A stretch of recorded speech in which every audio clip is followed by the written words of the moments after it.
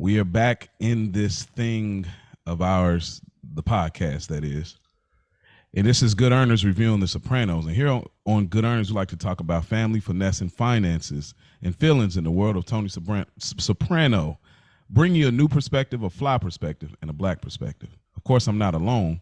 I'm here with my two capos, Spike Lou, Big Rich Town. How you fellas feeling? Yo, feeling good, feeling great. What do you know? What do you say? Hey, I'm doing all right. Hey,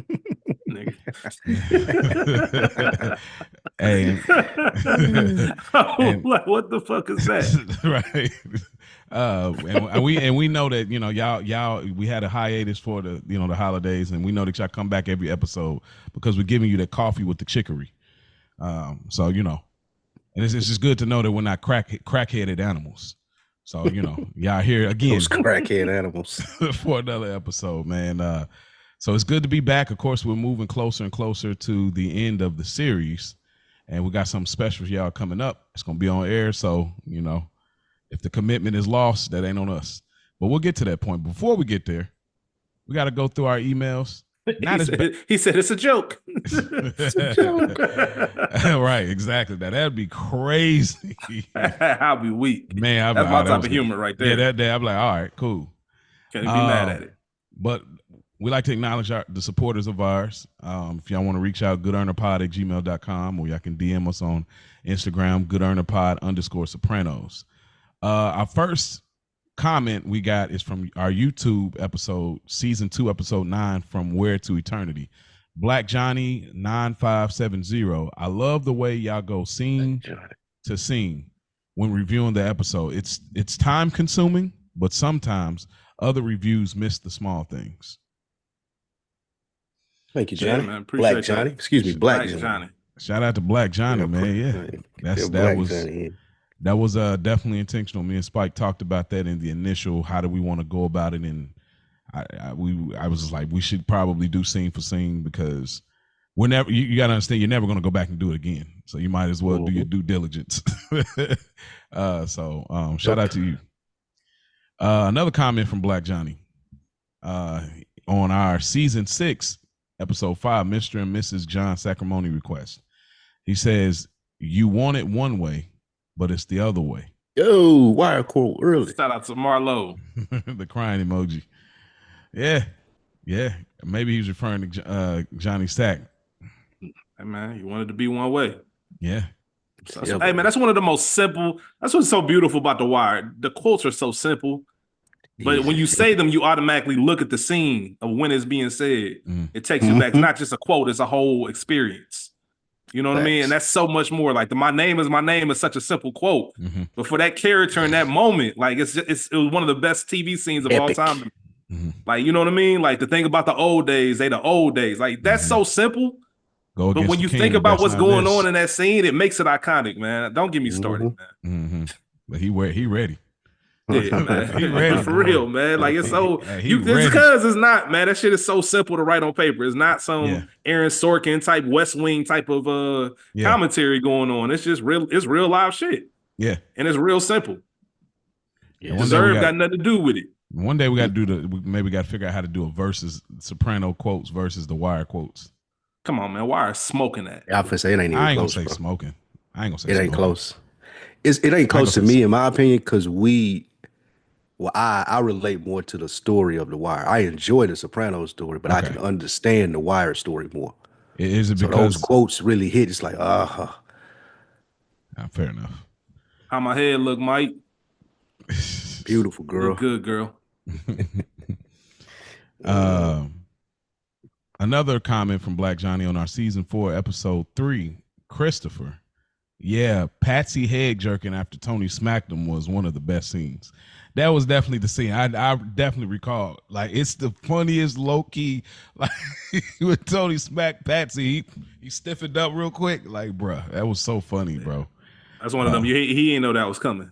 That was like improv. Yeah, about to say you know that's improv, man. You know he ain't know that was because he had to stay in the scene. He had to remind himself real quick to stay in the scene. Like, be a professional. Yeah, like Chris Rock. Whoa. Damn. He thought he got past it. It's still getting mixed hero good earners. Hey man, nah, hold on, time out, man. I'm sorry. I know we gotta keep going, but this nigga got slapped. That nigga Will slapped the shit. He got up, slapped the shit out of him. Chris Rock looked over. I'll never forget him looking over to the left and was like looking for his help. Like, nigga, wouldn't let that shit happen to me though. Me and Will would have been scrapping live on the Oscars. Got me fucked up. Oscars would have been over. No more Oscars would have been over. Bro. And that nigga won an award. And he won an award. It gave a speech. Man, Will Smith a wild nigga. Hey, that's Will, Philadelphia. he's that nigga. Hey, fuck off. Come on, man. Never on my watch. Never on my watch. Telling you, man, that's never gonna happen with me. Man, that nigga smack me and get an award and give a speech, and I'm still in the building. Bro, this is get the fuck out of here. This is nigga. Chris Rock, man. I am legend, nigga. Turn that bitch into the Source Awards, man. Stop playing. Oh man, y'all ain't got love for the West Coast. Bro. Knives, guns, whatever, man. We not playing that game, Will. We not about to do that on national TV. That nigga said, "Whoa." Yeah, I would probably walk back to the seat. Like, let me just holler at you for a minute. His lack of response is what made people think it was fake. Like nobody's taking that smack like Chris Rock did. Hey, nobody's taking I commend it though. I do commend, like, you know, he took it like a G. You know what I'm saying? I'm joking and shit, but that's why I even started thinking about it, because that's some professional shit. Oh man, that's a whole. For him not to respond in that way, because I just told y'all that shit would have been canceled. Yeah, I know we got to get moving, but I was going back to the other one. I think Game of Thrones might have more. It might be second after The Wire in quotes. All right. Hey, it's some heat rock on Game of Thrones. Knock it off. It won't be cinematic. All right. Our next email, it comes from, our comment rather, from our season 6, episode 9. All right. So it was going under the alias Joe Nelson. Then he made this big reveal to say, hey, it's not Joe Nelson. It's the real Joe Ganascoli, who plays Vito from The Sopranos.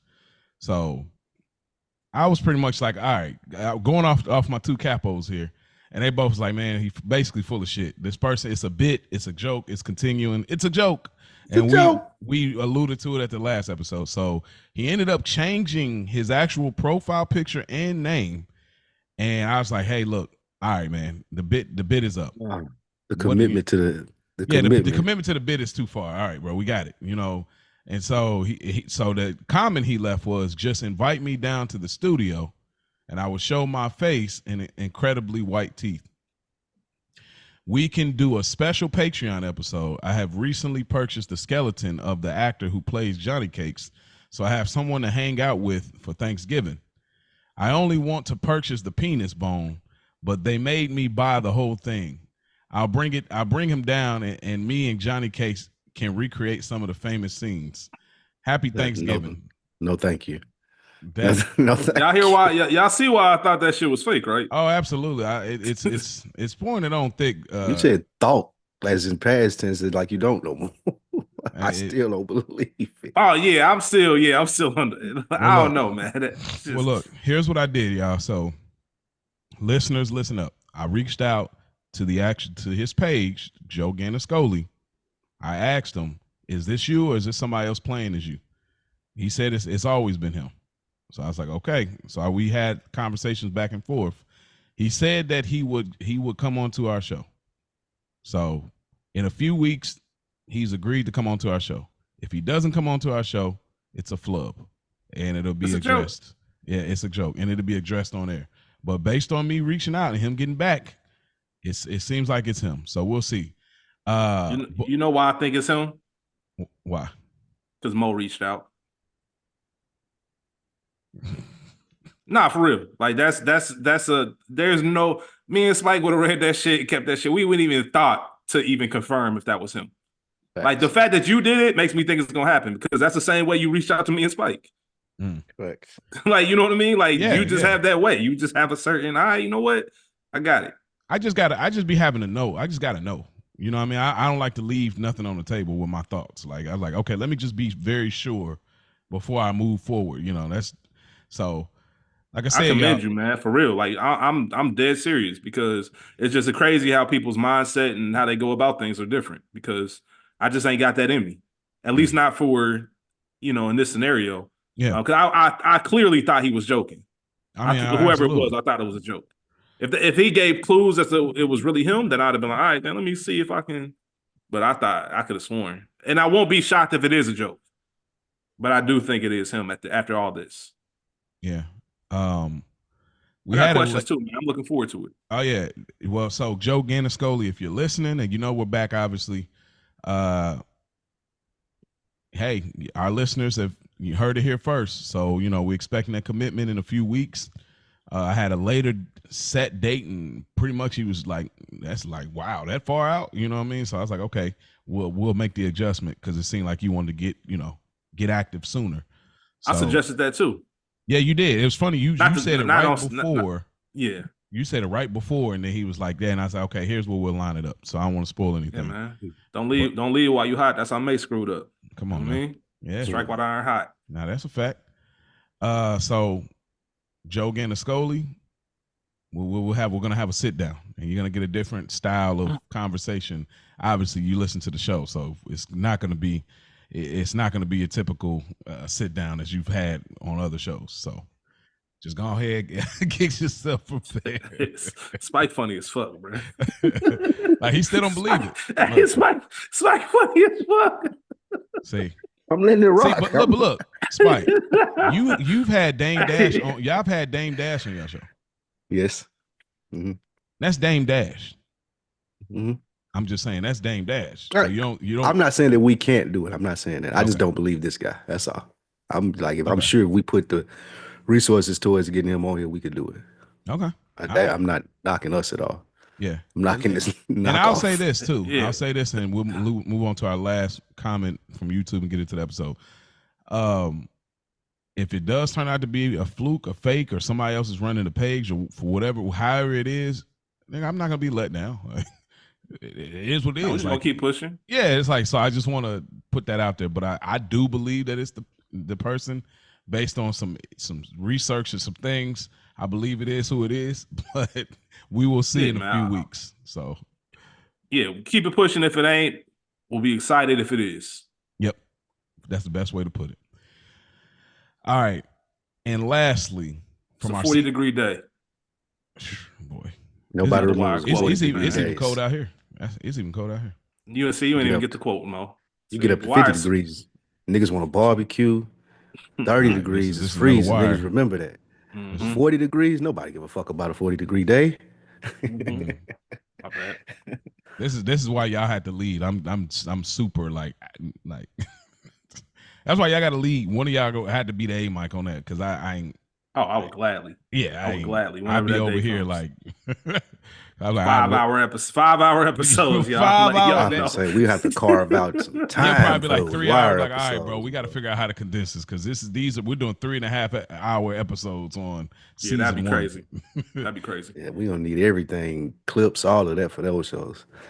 Man, I can't believe Chris Falone didn't send us nothing about Italian Thanksgivings, man. I wanted to hear that. Chris Falone, send us something about Italian Thanksgiving, man. Just tell us what it's like. You know what? He may have hit us years ago when we did the Thanksgiving. A year or two ago when we did the Thanksgiving episode on The Sopranos. He may have hit us then about the bird, you know, when Sil said that we go to the pasta, then the and lastly from my guy Kiori, season 6, episode 9, The Ride, he said, despite the episode being just another envelope, as a Soprano episode, this was a good earner for me culturally. The carnival with the Catholic Church reminds me of a Japanese American festival called Obon. It's a summer Buddhist festival at the temple/church where many Jais gather to dance, celebrate, and eat good. The main differences are that there are no carnival rides, and I know for a fact these events aren't backed by the mobsters. Hey man, that'd be crazy if it was. Shout out Kiori, man. I love him giving us this and giving us like the Japanese restaurant where you could the single person could sit by themselves. Like, man, thank you for letting us into that world, man, because we may never ever see that. And I love people giving that. I'm such a student of those things. So thank you, Kiori. We appreciate that, bro. Facts. Appreciate you, Kiori. And those are our emails. Spike Lou, what episode are we reviewing today, brother? Mo, this is season 6, episode 10. Mo and Joe, your episode, Mo. Oh man! In this episode, no, don't do that. How long you been sitting on that one? that was a freestyle, I promise. That was good. In this episode, fellas, trial is set to begin for Johnny Sack, and he weighs his options for a softer landing. Janice thinks Bobby deserves a promotion. Vito has a lover's quarrel. Carmela is preoccupied, and Tony does not like it. Bobby runs into some trouble on the wrong side of town. Tony makes Johnny Sack an offer he cannot refuse. This is season 6, episode 10, entitled Mo and Joe. And we open right into it. Salvitro, he's at Tony's house, and Salvitro asks Tony how much longer does he have to cut Johnny Sack's yard, and Tony calls him selfish. And the only thing that came to mind for me, I said, this is exactly why Artie never wants to owe Tony. It's stuff like this, bro. This is just a civilian, bro. This literally from the beginning of season 5. You know what I mean? We're talking almost 2 years ago now. Handle your own problems then, bro. Like I feel no sympathy for this dude. Like he signed up for this, in my opinion. Well, he didn't sign up for this, but you he didn't even ask for the help though. Like they volunteered their help. He wasn't even looking for the help. Then they still cut down half his business because Feach, and then he's like, oh, as a favor to keep half of your business. He didn't ask Paulie for help? No. I could have sworn because he was thankful to Paulie in that bar. No, not really though. Like he was salty, like, but he. Go ahead. Because remember, I think it was Paulie's ma. They was like, oh, he's been cutting the neighborhood for years. And so they, of course they had that beef and then he had to split it up for a second. But Salvitro never was like, it was never like, oh, you did me a favor. Like this nigga just had to eat it.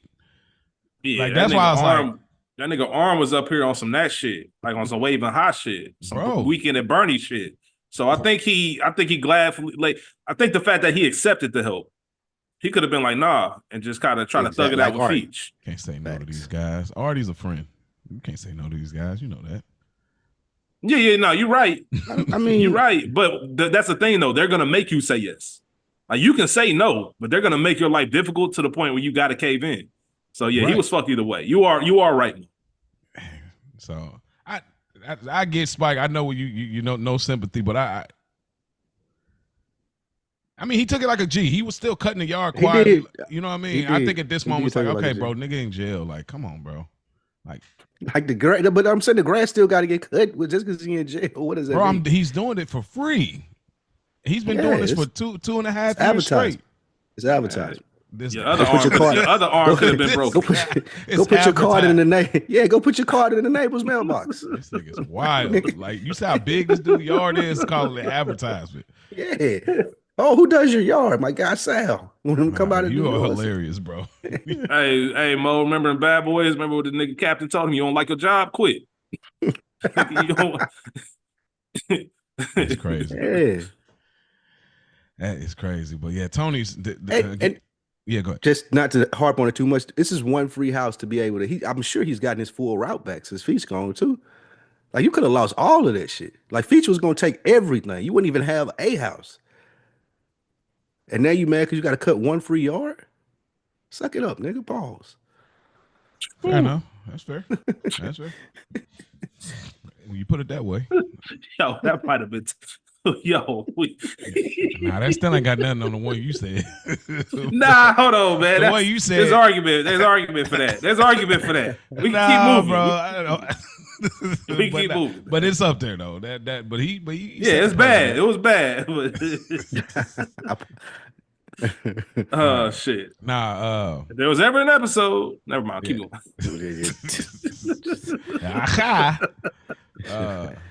So Johnny Sack and his attorney, they talk assets, and Johnny really did right. I felt like there was a lot of things at play here. What did y'all think about this scene with the attorney and obviously the whole flip thing? His attorney, are we supposed to believe he's Jewish? Is that? Yes. Okay. Yes. Okay. Obviously going into the stereotype and trope of Jewish lawyer and plus the Nazi statement. You say you did right. What I want to hear what you say about that, Mo. Well, he Or had what a you mean lot. by that? I mean, of course they're gonna seize a lot, but he had a lot of things that I'm like, he really got a lot accomplished in the mob as far as like monetary gain. The way the guy was going down, even net worth and everything. I'm like, yo, he got a lot across. You know, even though like I said, stuff gonna be seized. I just thought that, wow, and this is after he already funded that $500,000 wedding and bought that big ass house in Jersey.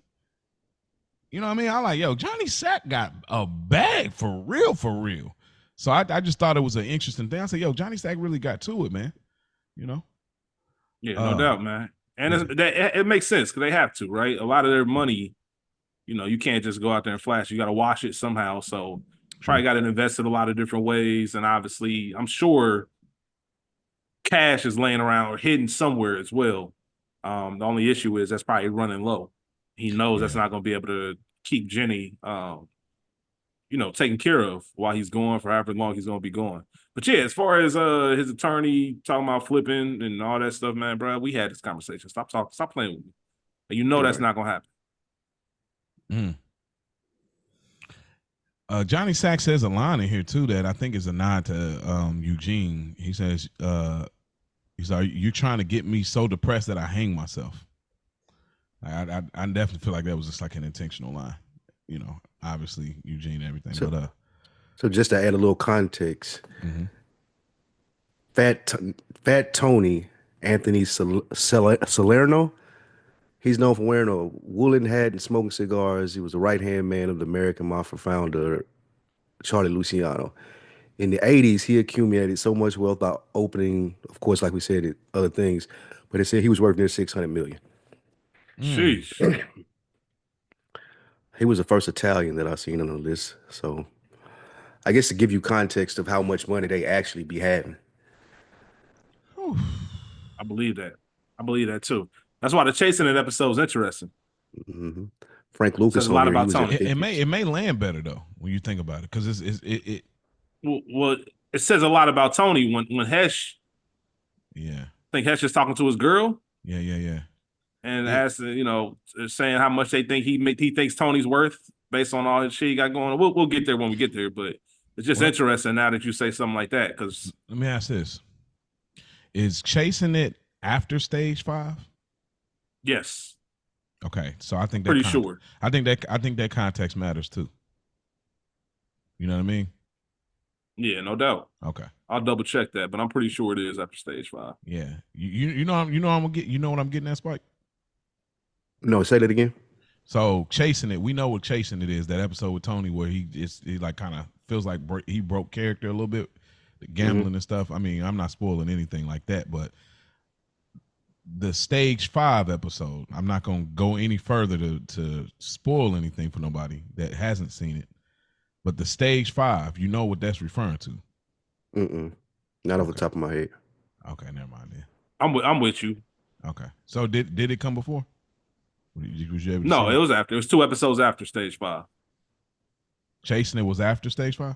Yeah, Chasing It's two episodes after Stage 5. Okay, so okay, so we'll revisit that because I think that context matters. I think we might have we've been looking towards Chasing It for a little bit since the Johnny Tony's dad, Johnny the Gumar episode or whatever. So I think we've been looking at it when we talk worst episodes. So it's the last bad episode of no, let me not say bad. There is no bad episode of Sopranos. It's the one of the lower rated episodes of Sopranos.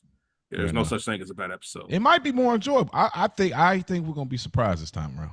I do. We could be. We'll see. So yeah, but it definitely should have been in 6A, not 6B. Yep, absolutely. And then there was one thing I just want to ask y'all: what did Johnny Sack mean when the attorney says he doesn't represent turncoats, and he says because it'll kill your practice? Yeah, because he ain't gonna get no other mob bosses or mob people that's gonna he'll take on as a client if he represented Johnny Sack and Johnny Sack was a snitch. Excuse me. But do you think this attorney's still gonna get more after he made Johnny Sack acknowledge the thing of theirs? Can you make him acknowledge it? That ain't on him. That's on John.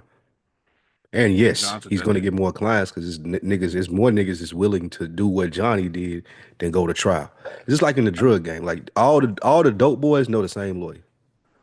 Like you Hey, see on The Wire, they all went to leave. hey, Yeah. I was just about to say I've been quoting the wire all day. I got the shotgun. You got the briefcase. It's all in the game, right? That's Like if how it I can is. That's get you how it off, works. the only thing that people are gonna know, like they ain't gonna remember the details of the case if they ain't closely associated with John. What they are gonna know is that John got off for 15 years for a conspiracy to And whatever. that's Like he was any supposed to do life. So like I'm and going to him. that's any attorney winning any big case. Johnny Yep. Cochran's law firm went crazy after OJ. Nigga, what? Facts. Check You your know what I mean? Ben Like Crump. Yesterday's Look at price. Ben Crump. Yeah. yep, Ben Crump. Yeah, all of that. Like all of that matters. I'm gonna get the guy who's known for getting people off. Pause. Or getting him a check. Ew. Yeah, I had to throw that in there too, Yeah, man. all that. I know Mo was gonna catch it. Whoa, that's another one. Whoa, Flag. yeah, man. Let me chill for a second. He said, "Let me chill." It's the blood pressure medicine. It's all right. Janice visits Tony at Satrial's, and she comes disguising her intentions of Bobby needing to be captain. At his age, he's just too old to not be a captain. And Janice is putting on the act, but I do think there's some truth, just a little bit of truth within like all these characters. There's some truth in it. They all of them are lying, like David Chase said, but I feel like there's bits of truth. I feel like there's a little bit of truth in some of the things that she was getting at. Like what? So how she said she was aware of how people feel about her.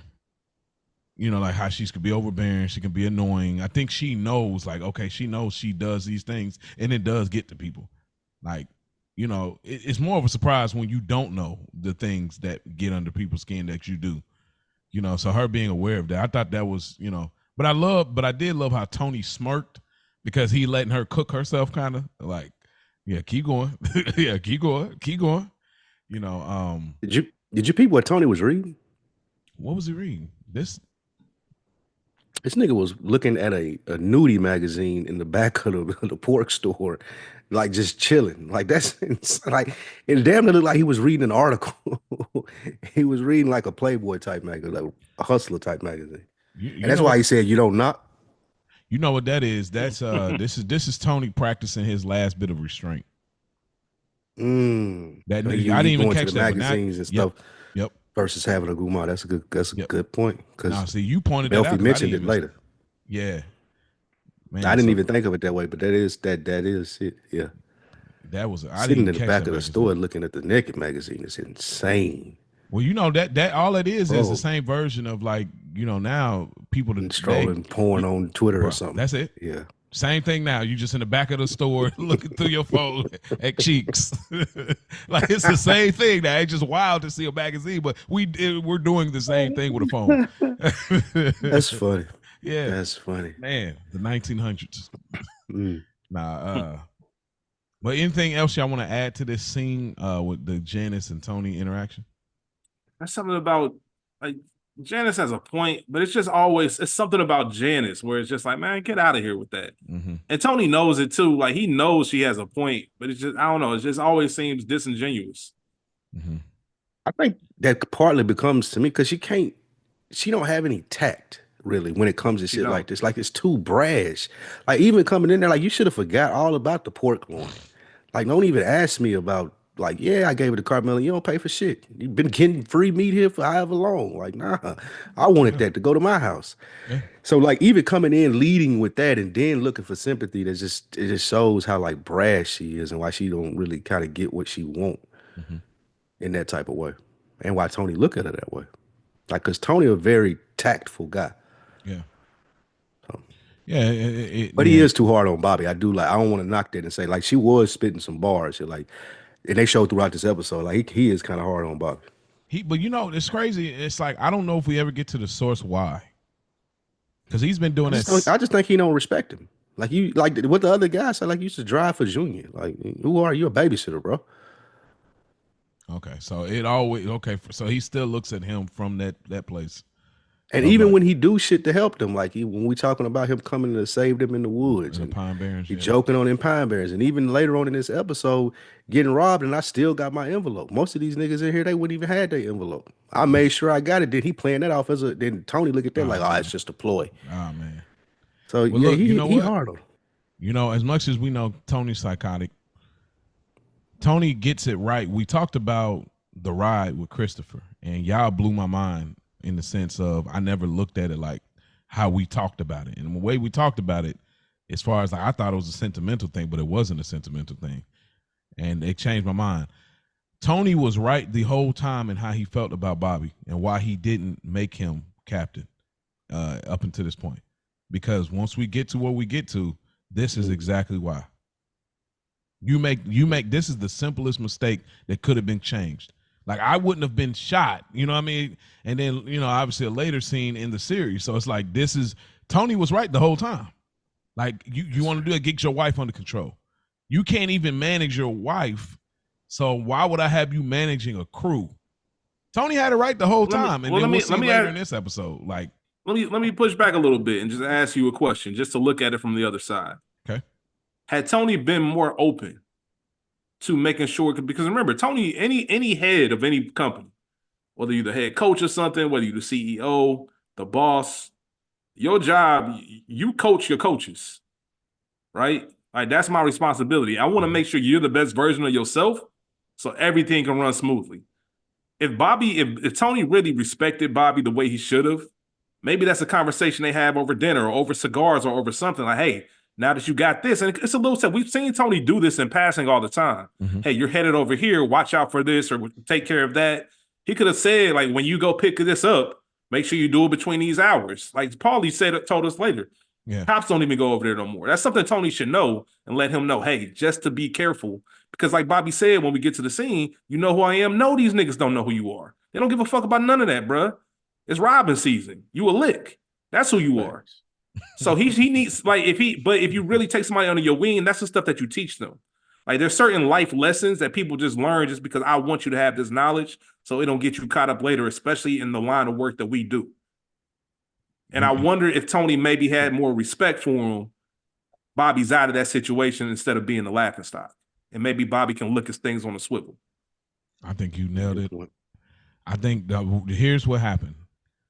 Tony was on the way to liking him. He finally accepted, like, okay, because remember, Bobby was like, I ain't got no problem with you. You know what I mean? When Junior's men had to go ahead and pretty much bow down to Tony as the actual boss of this family. Mm-hmm. Tony was still clowning him, but after a while, I think Tony started to have some respect for him. Remember the episode where Chris killed his father's killer, and they were sitting in, you know, and the whole Quasimodo thing. Yeah. Tony had respect. I feel like it was growing, but then when he got with Janice, it plummeted. The fact that he's with Janice is what I feel like took that coaching the coach element away. Yeah, and Tony likes seeing people miserable. Yeah, he's a miserable prick. He said it since day one. Yeah, he likes it. But there was a hard. Oh, go ahead. My bad. No, I was just gonna say that was just another way I looked at it. I'm not saying one's wrong or right. But I always wonder what things will look like if he did try to take. And that's even somebody like Chris. That's a Tony problem. Because he tried with, or maybe that could be a whole nother conversation. Because maybe he tried with Chris and realized, like, this shit ain't even worth it. You know what I mean? Because Chris has been so many different characters. Like, think about how many, like, since however many episodes we've done, he's been 3 or 4 different characters. Absolutely. Bobby been Bobby. I think Bobby could have been, you know, Bobby could have further along at this point. He could have been something special. He could have, I think, but it wasn't in him. But you can blame Junior a little bit for that too, right? Yeah, Junior. That's who he came up on. Like Junior should have been the one giving him the game. Like I don't disagree with y'all. But Junior was a sucker. I was just gonna say Junior was like when you were kid. Tony goes to Junior for advice. Yeah, but like before he like lost it, really, like Junior, we've admitted on this show, like even though you don't like Junior and we don't really fuck with him like that, when he, you know, get in his bag of doing the mob shit and having to think 2-3 steps ahead, playing chess, not checkers, Junior he elite. Like he ain't as elite as Tony, but he is iron sharpening iron when him and Tony like kind of get together, and we've seen them have conversations about what to do next. Like Junior come up with some good ideas, even when he was slipping some. So I think Yeah. he he started how Tony treated him. Like he seen Junior treat him like a driver and send him to get his medicine and all of that shit. So Tony just adopted it. There's a Junior is also like when you 16, 17 years old, and you stay with your grandparents, and your grandparents going to bed by 7 o'clock now, they in a room, door closed. You can do whatever the fuck. Like they wasn't really around for that. Yeah. Bobby was around on some other shit. Like, it would have. That's another great scenario. What would have been like if Junior was a little bit younger, a little bit witty. That's true. That's true. I don't know, man. But Bobby still should have went out there and, now I know never mind. I'm not even gonna make the comparison. I'm gonna bring up the Penguin, but yeah, you did. Oz right. was like in Bobby's position, man. But Oz had that get after it. Like Oz was like, man, I'm not no fucking driver, man. Like Yeah, I'm more than getter. that. Oz was a go getter. Went to go get it, and Bobby don't have that. So it not to wasn't sound like I'm capable for Bobby, but Bobby ain't got that go get it in him. Nah, it was never in it. In them, and I mean, I know we'll get there later about a conversation in the boat with them too, about versus his old man, Bacala Senior. Like it just wasn't in Bobby. Like, which makes you interested in how did you get here? You know what I mean? Family like business, that, man. I mean, you said the family business. Family business. Yeah. Always easy His to dad join was the such family a business. legend. Yeah, his dad was such a legend. And it make you wonder, like, did Bobby even want to be captain? It's like Janice is the one pushing the agenda. Like, I mean, he wanted to do more than like pick up medicine and drive people around. Obviously, want to do more than that. But like, did he even really want to be captain? Was Janice pushing it like she did with Richie? He expressed it earlier, or we may not have. I But guess he said, he was like, I'm better than. Yeah. He did say I'm better than going to pick up medicine for Junior and stuff like that. Yeah, but it still sounded like Janice was talking. Yeah, I don't know because when remember he took over from Murph.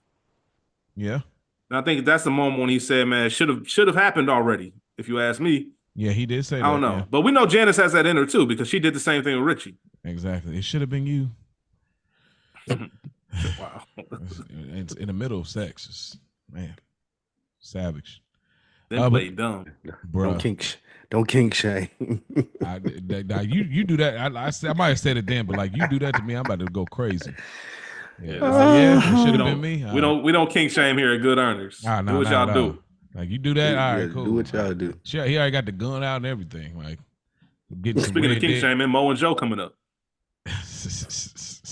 But one thing I say before we move on, I know we spent a little bit of time there. Just a little preview of another Back of the Bing episode. The line she says where DNA is the only thing that's holding us together. Now, it was way out of line. It didn't fit. But, man, that is a sad line, bro. Because some people have families like that or a family member like that was like, bro, it's only because of DNA. Outside of that, I don't rock with you at all. And that is like, man, that's sad. I don't want to spend a lot of time there. It's just one of those contingent lines that could be possibly, line of the episode. I just like, damn. That's one of the. I think that's something everybody has in common. Yeah, everybody has a family member like that. Like we're literally just related. That's all. We don't have no choice in the matter. Like it's like I didn't. So I'm saying like that's all. That's the only reason we even connected. If you was a regular nigga on the street, I would not fuck with you. Like we wouldn't be cool. None of that shit. Yeah. We go to the next scene. Vito's drinking vodka in the library, doing research. He finally tells Johnny Cakes a little bit more of the truth and expresses that meeting him wasn't a part of the plan of getting away from Jersey, and he's running out of money. And Johnny Cakes wants to hook him up with a job as a handyman. What y'all got to add to this scene? Drinking the plastic bottle vodka. That's just a whole other level. That's that bottom shelf gas station. That means you don't care about yourself. Yeah. You don't care about much, and that makes sense for Vito right now. That makes sense for him because definitely. There you go. That's a good point. That's a good point. Yeah, for real. Because they do a great job of. Go ahead, Spike. No, I was just you finish your point because I think it's gonna I was just piggyback gonna say off they of. did a good job of just showing us that Vito misses the life. Like Yep. he's sitting there drinking the vodka. They do it all this entire episode. Then he's calling, I'm assuming a casino, whatever the closest casino is, about what kind of games do they have. Then when when Johnny Cakes, I hate calling that nigga that, but I can't think of his name. Joe, whatever his name is. Jim. When Jim. Jim comes, he says Rocky Marciano must have been a fan of Greyhounds too, because I found a trifecta ticket, which is when people gamble on the ponies and the horses and shit. The dog races. Yeah. Yeah. Yeah, not the horses, excuse me, the ponies. So, or not the ponies, damn, the dogs. Thanks, Spike. But yeah, so that's just showing us signs of that. And obviously, He followed he's him down bottom because that's the only reason he even telling Jim all this stuff anyway. He's literally down bottom.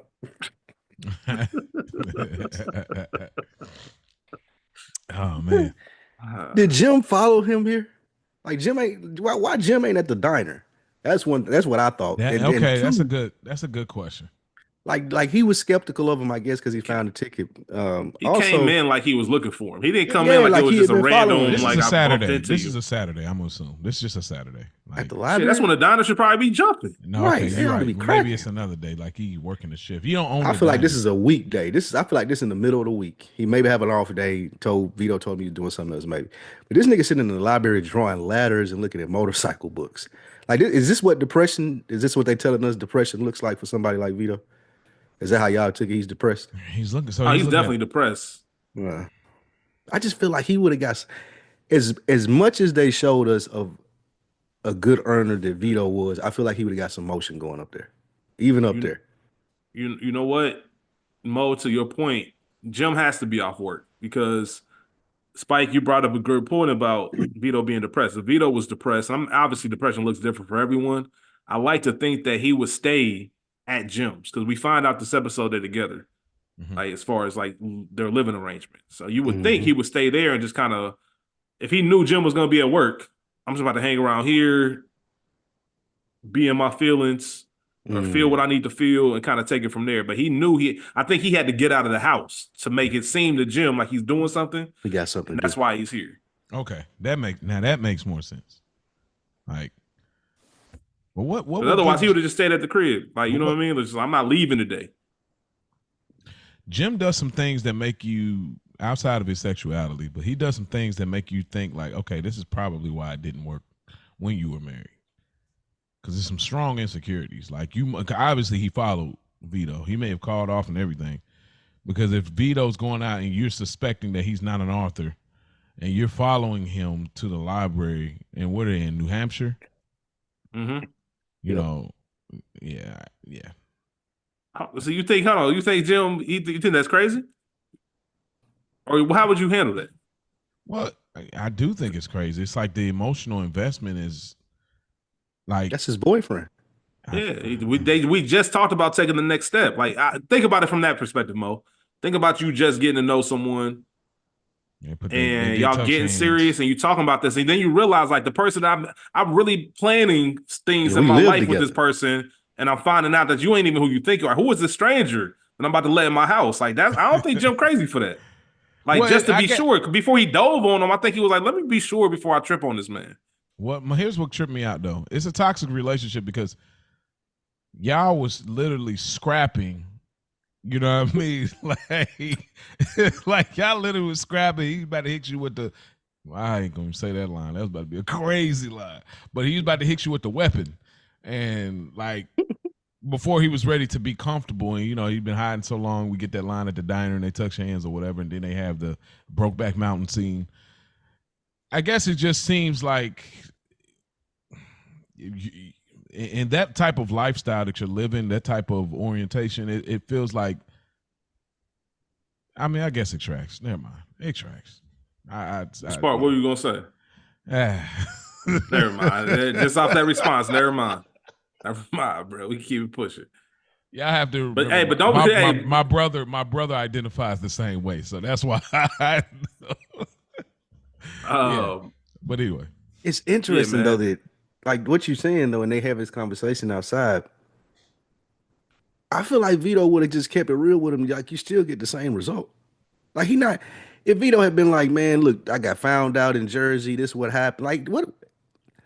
I don't know if the lie, if he had to get that deep into it. Like once they started getting to the point where he was at, he could have told him this, and I don't think Jim would have had a problem with it. It was the Yeah, fact that he was lying about it. Like yeah. He could Jim kept the probably would oath have out of that. understood. He could Yeah, kept the I oath. definitely Jim would understood. he didn't have to tell him he was in the mob. Like I Yeah, was in Jersey. Some people found out about my lifestyle. They didn't like it. I came down here to kind of hide out and get away.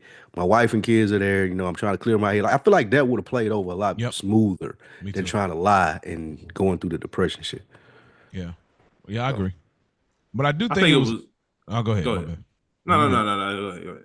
No, just small. Just I do think it's interesting. It's like this storyline of Vito is trying to get away. He never. He didn't. He said that he didn't have intentions to meet somebody, and it's just an interesting thing that Vito has met, a love interest that obviously, and it's more accepting in this city, and this wasn't a part of the plan, and it almost seems like later down the road, like the thrill of not people not knowing is what made this the lifestyle better, like fun, exciting. Which I mean, we can all say that's that gross. what You're we can right. all. That's gross. I mean, not in that sense, but like we've all well, I ain't gonna say we all, but I can say that I can understand as far as not from that side. I'm talking about a different team. Like the excitement of nobody knowing. So that's the thrill. That's the fun in it. Like maybe, we're talking college days I or don't think. young boy days or whatever, but I don't it's think that just, was that. I don't think it was like that for them. you don't think so? Mm-mm. Not I for don't think. Vito. I don't think that played a factor in like we sneaking around. I know what you're saying. I don't think it was like that with them. I think it's more so like they cherish the moments together because they get to be themselves, and that's what makes them happy. I think they're too old or they're past the point of like. That's some people. They That's niggas what was niggas just do in the when they. grass, like having Yeah, because that's intercourse the in the only place they can grass. be. Like if they were able to be in public, they'd be in public. I don't think that would be an issue.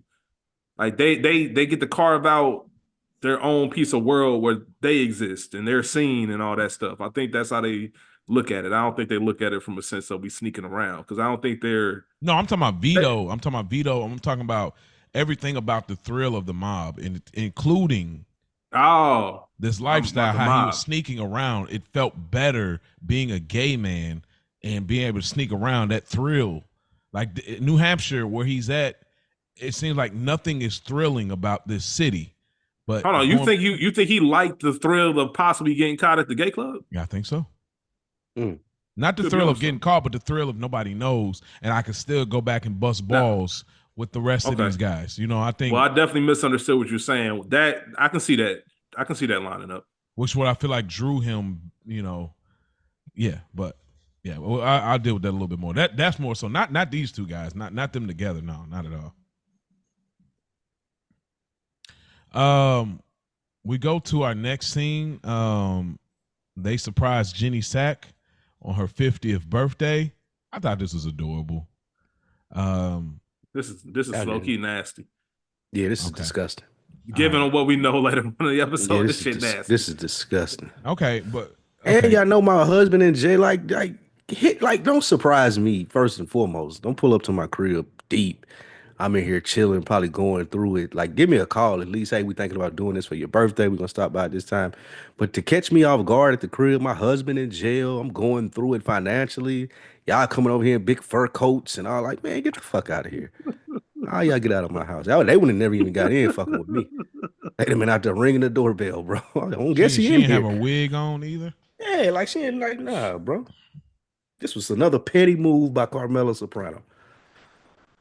Yeah, I think so. it tracks. Like you come over there in the big dog fur. We just sitting around drinking. And you come over here and your Well, best she shit. got the animal skin on, like the animal leather. Like it looks like definitely some like, yeah, she got like the real leather joint. Oh, you saying that was a part of that? The fit that was what she was going for, like Carmela, the animal. Yeah, like no, yeah, it looked like official leather. Like that looked like some expensive. I'm talking about the coat when she walked in. Oh, I She forgot. got the fur coat I gotta on. catch When she that. walked, Okay. yeah. She got the fur and the leather.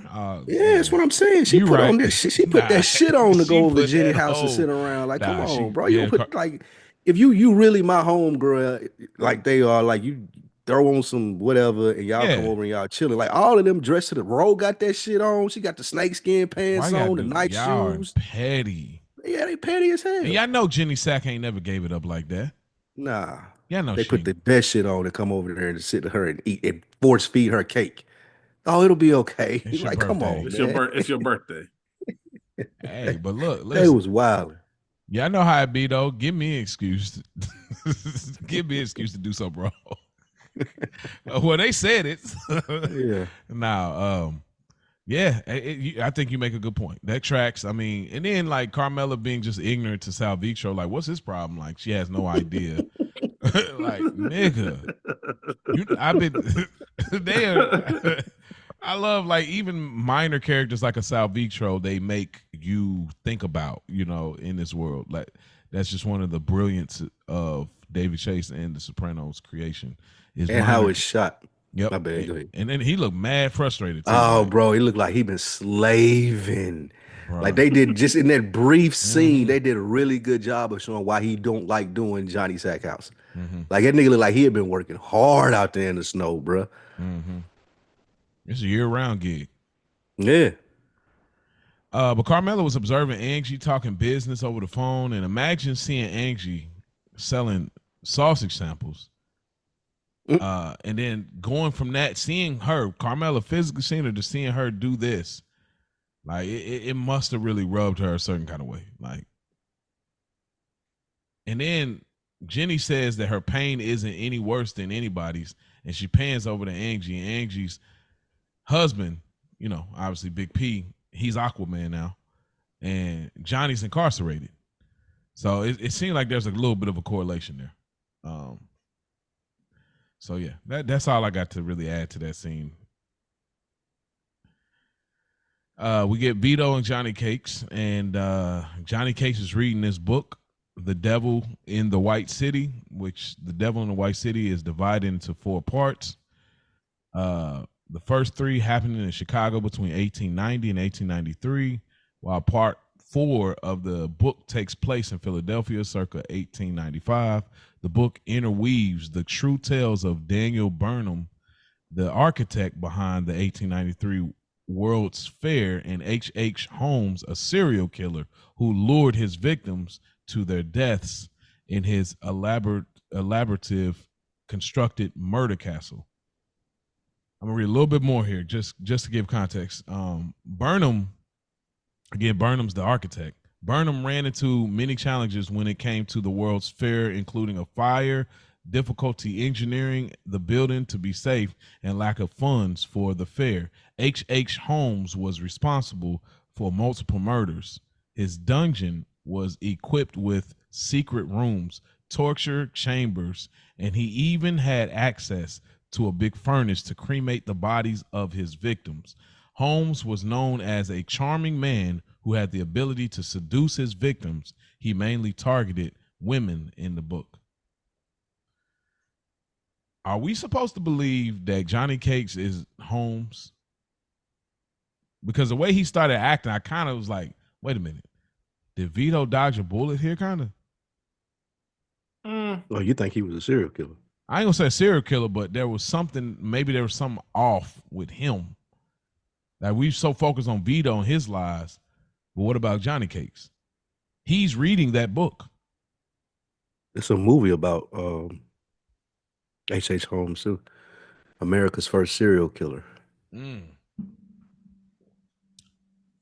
see what I'm saying, though? I don't think so, because it's a part of it. So when I looked it up in relation to the show, Devil in the White City, they're talking about the reference to Vito could be he's trying to live a normal life in a snow city. And then Vito also, later on in the episode, Vito's the one that actually causes harm and violence and ends a life. You know what I mean? Him and another person that he killed prior both died the same way, falling into the snow. So maybe he's the devil in the White City. And remember the metal thing too, like the endless white. Oh, the white is also can represent death. Yeah, you know what I mean? I think they might be talking about Vito and not Jim. Like, regardless of who you think you are, like, this is who you are. Or regardless of who you're trying to be, this is who you really are. These are the things you've done. These are the things you're going to continue to do in order to survive. Here's another spin. Vito is used to real action, and Johnny Cakes he reads about these things, which speaks to an overarching idea of living in New Hampshire. It's like y'all just read about these things. Y'all just talk about these things. We actually do these things in Jersey, which speaks to the lack of excitement and thrill. You read this book for thrill, but for me, you said, what is it? The juice? What's the phrase? Juice ain't worth the squeeze. No, the other phrase. Like, no, for me, the thing is the juice, or the juice. The action is the juice. The action is the juice. So Vito comes from that. The action is the juice. You're reading about this, but we do this over in Jersey. You know what I mean? Like, you see how excited Tony and Chris were when they robbed him for some boxes of wine. So that's another, just maybe a possibility of that. But obviously, I think what you said is spot on, because it's very intentional. Tony looking at, naked bodies, and then him reading that book, it's all intentional. So another little fun fact about The Devil in the White City, there was supposed to be a Hulu series starring Leonardo DiCaprio, done by Scorsese.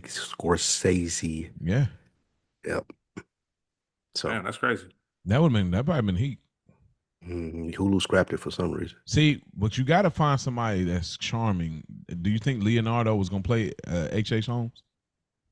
He could play anything, I think. You he think one so? of the best. Like, yeah. He one of them ones. Yeah. Is he charming though? Leonardo DiCaprio? I ain't never got that from him. I don't know. He ain't trying to. You ever see Catch Me If You Can? Okay, I probably got to check it out then. You ever seen that with Tom Hanks? Nope. Came out like 03. Spielberg directed it. Okay, I got to check it out. I just want to see him like in that that charming bag, because like that's the whole point of like a serial killer. Like, shout out to You, one of my favorite shows. Like obviously Joe Goldberg's got this like charm that gets by that we still like we talk. That'll be perfect for you because he's a con man and Catch Me If You Can. It's based on a true story. Okay. It's a good movie. It's long, but it's a good movie. Like 2 hours plus. Yeah, man. Y'all think Vito pulled him to the side?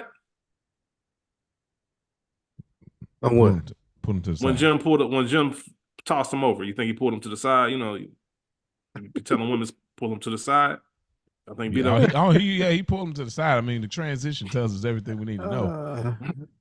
You got to take your panties off. Pull him to the side. I ain't know if that's this. You think he put his boxers on backwards?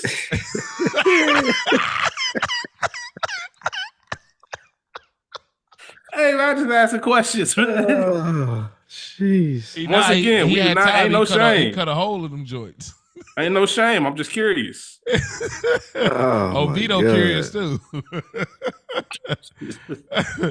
Pull the boxes backwards is crazy. Oh man, get it how you live. Nah, because I'm not serious. See, it sounds fucked up, but I'm saying if I'm in that scenario, I know how I'm getting to it, and I'm wondering because he knew he was giving up ass that night. Yeah, nah. I wonder if there's any preparation, or maybe we didn't see. Maybe they already off. I don't know. These are just real questions that. Now he hopped in the bed with boxers on. He wasn't winning to point it. He wasn't winning to point it out here. Listen. Witty the point it. Witty the point it. Witty the. Oh shit. Winnie the Pooh in it. He definitely pulled it. But like, something wrong with this, man. Listen, Johnny Cakes like just rolling you over like. Hey, that nigga did wasn't no conversation. That nigga say, man, turn your ass around. You know what time it is. I'm like Paulie in this situation. Like, wait, what? He was catching it? Picture, like, not catching. That's exactly what it was. I'm like, oh man, they doubled down on it so strong, bro. Hey, you know what? Hey, that nigga Jim said, I've been waiting all day for this. Oh man, this is and the Sopranos just being funny how they transition the joint, but. This is one of the most disgusting transitions in the history of TV. Oh my god! This transition scene is crazy. This is a crazy transition, bro. Like, hey, this is hilarious. Why did y'all so? The transition for y'all that haven't watched. So literally Johnny Cakes and Vito. You ain't got to explain that, really. I think that's brevity is beautiful. Like I think we just leave that there. Like I think leave it people there. watch that, they know that. You No, I'm like not this. explaining anything. I'm just telling them the next scene. The Okay, next scene, the train goes through the tunnel. That's the next thing. And pretty much that's that. I mean, it's brilliant though. Very brilliant at this era. Brilliant. In the 2000s. Brilliant. Brilliant. Yeah. But we get to seeing Bobby. He's getting his train set together, and it looks like it's getting more elaborative. And little Bobby, he wants him to hang out and chill. And he's like, okay, we can wreck some stuff. And little Bobby, like, he ain't on that. But they picked a good kid because he looks like he could be Bacala's son. Is this the same actor from a few seasons ago? Yeah, definitely. same The dude. one that Got like like Monica garage. Furio's garage. Okay. Yeah, that's him. Boy, that really looked like that could be his son, bro. Seriously. I think they do a good job in this scene to what we spoke about in length with Tony. Like his son don't even respect him, bro. Like your son don't even respect you. Like how is Tony Soprano gonna suspect you? Like you can't even get this little nigga to like look up to you and do like nigga asked him where his bike helmet was, bro. Like what the fuck are you talking about, man? Get lost. Do you think that's because because remember we had a similar scene some seasons back with AJ and Tony. Yep. Tony was trying to do something with AJ. He's like, we're gonna go to the mall. Like, what? Just go to the mall and do what? Do you think that's they're just trying to show that Bobby Jr. is just in that phase? Like, I just want to hang with my friends. Like, my parents ain't cool right now. That's a part of it too. That's but we have another scene, and I'll speak to it when we get there. That kind of speaks to what I'm saying because he don't get that off. Right. You're right. He getting this off with Bobby Dolo. He ain't getting this off like AJ getting it off regardless. Like I don't give a fuck if it's Carmella, like whatever. Something's like y'all, wrong you with go, him. Yeah. But Lil Bobby getting this off because his dad's Bobby. Like he ain't getting it off on no Soprano. Yeah. Not to step on another scene.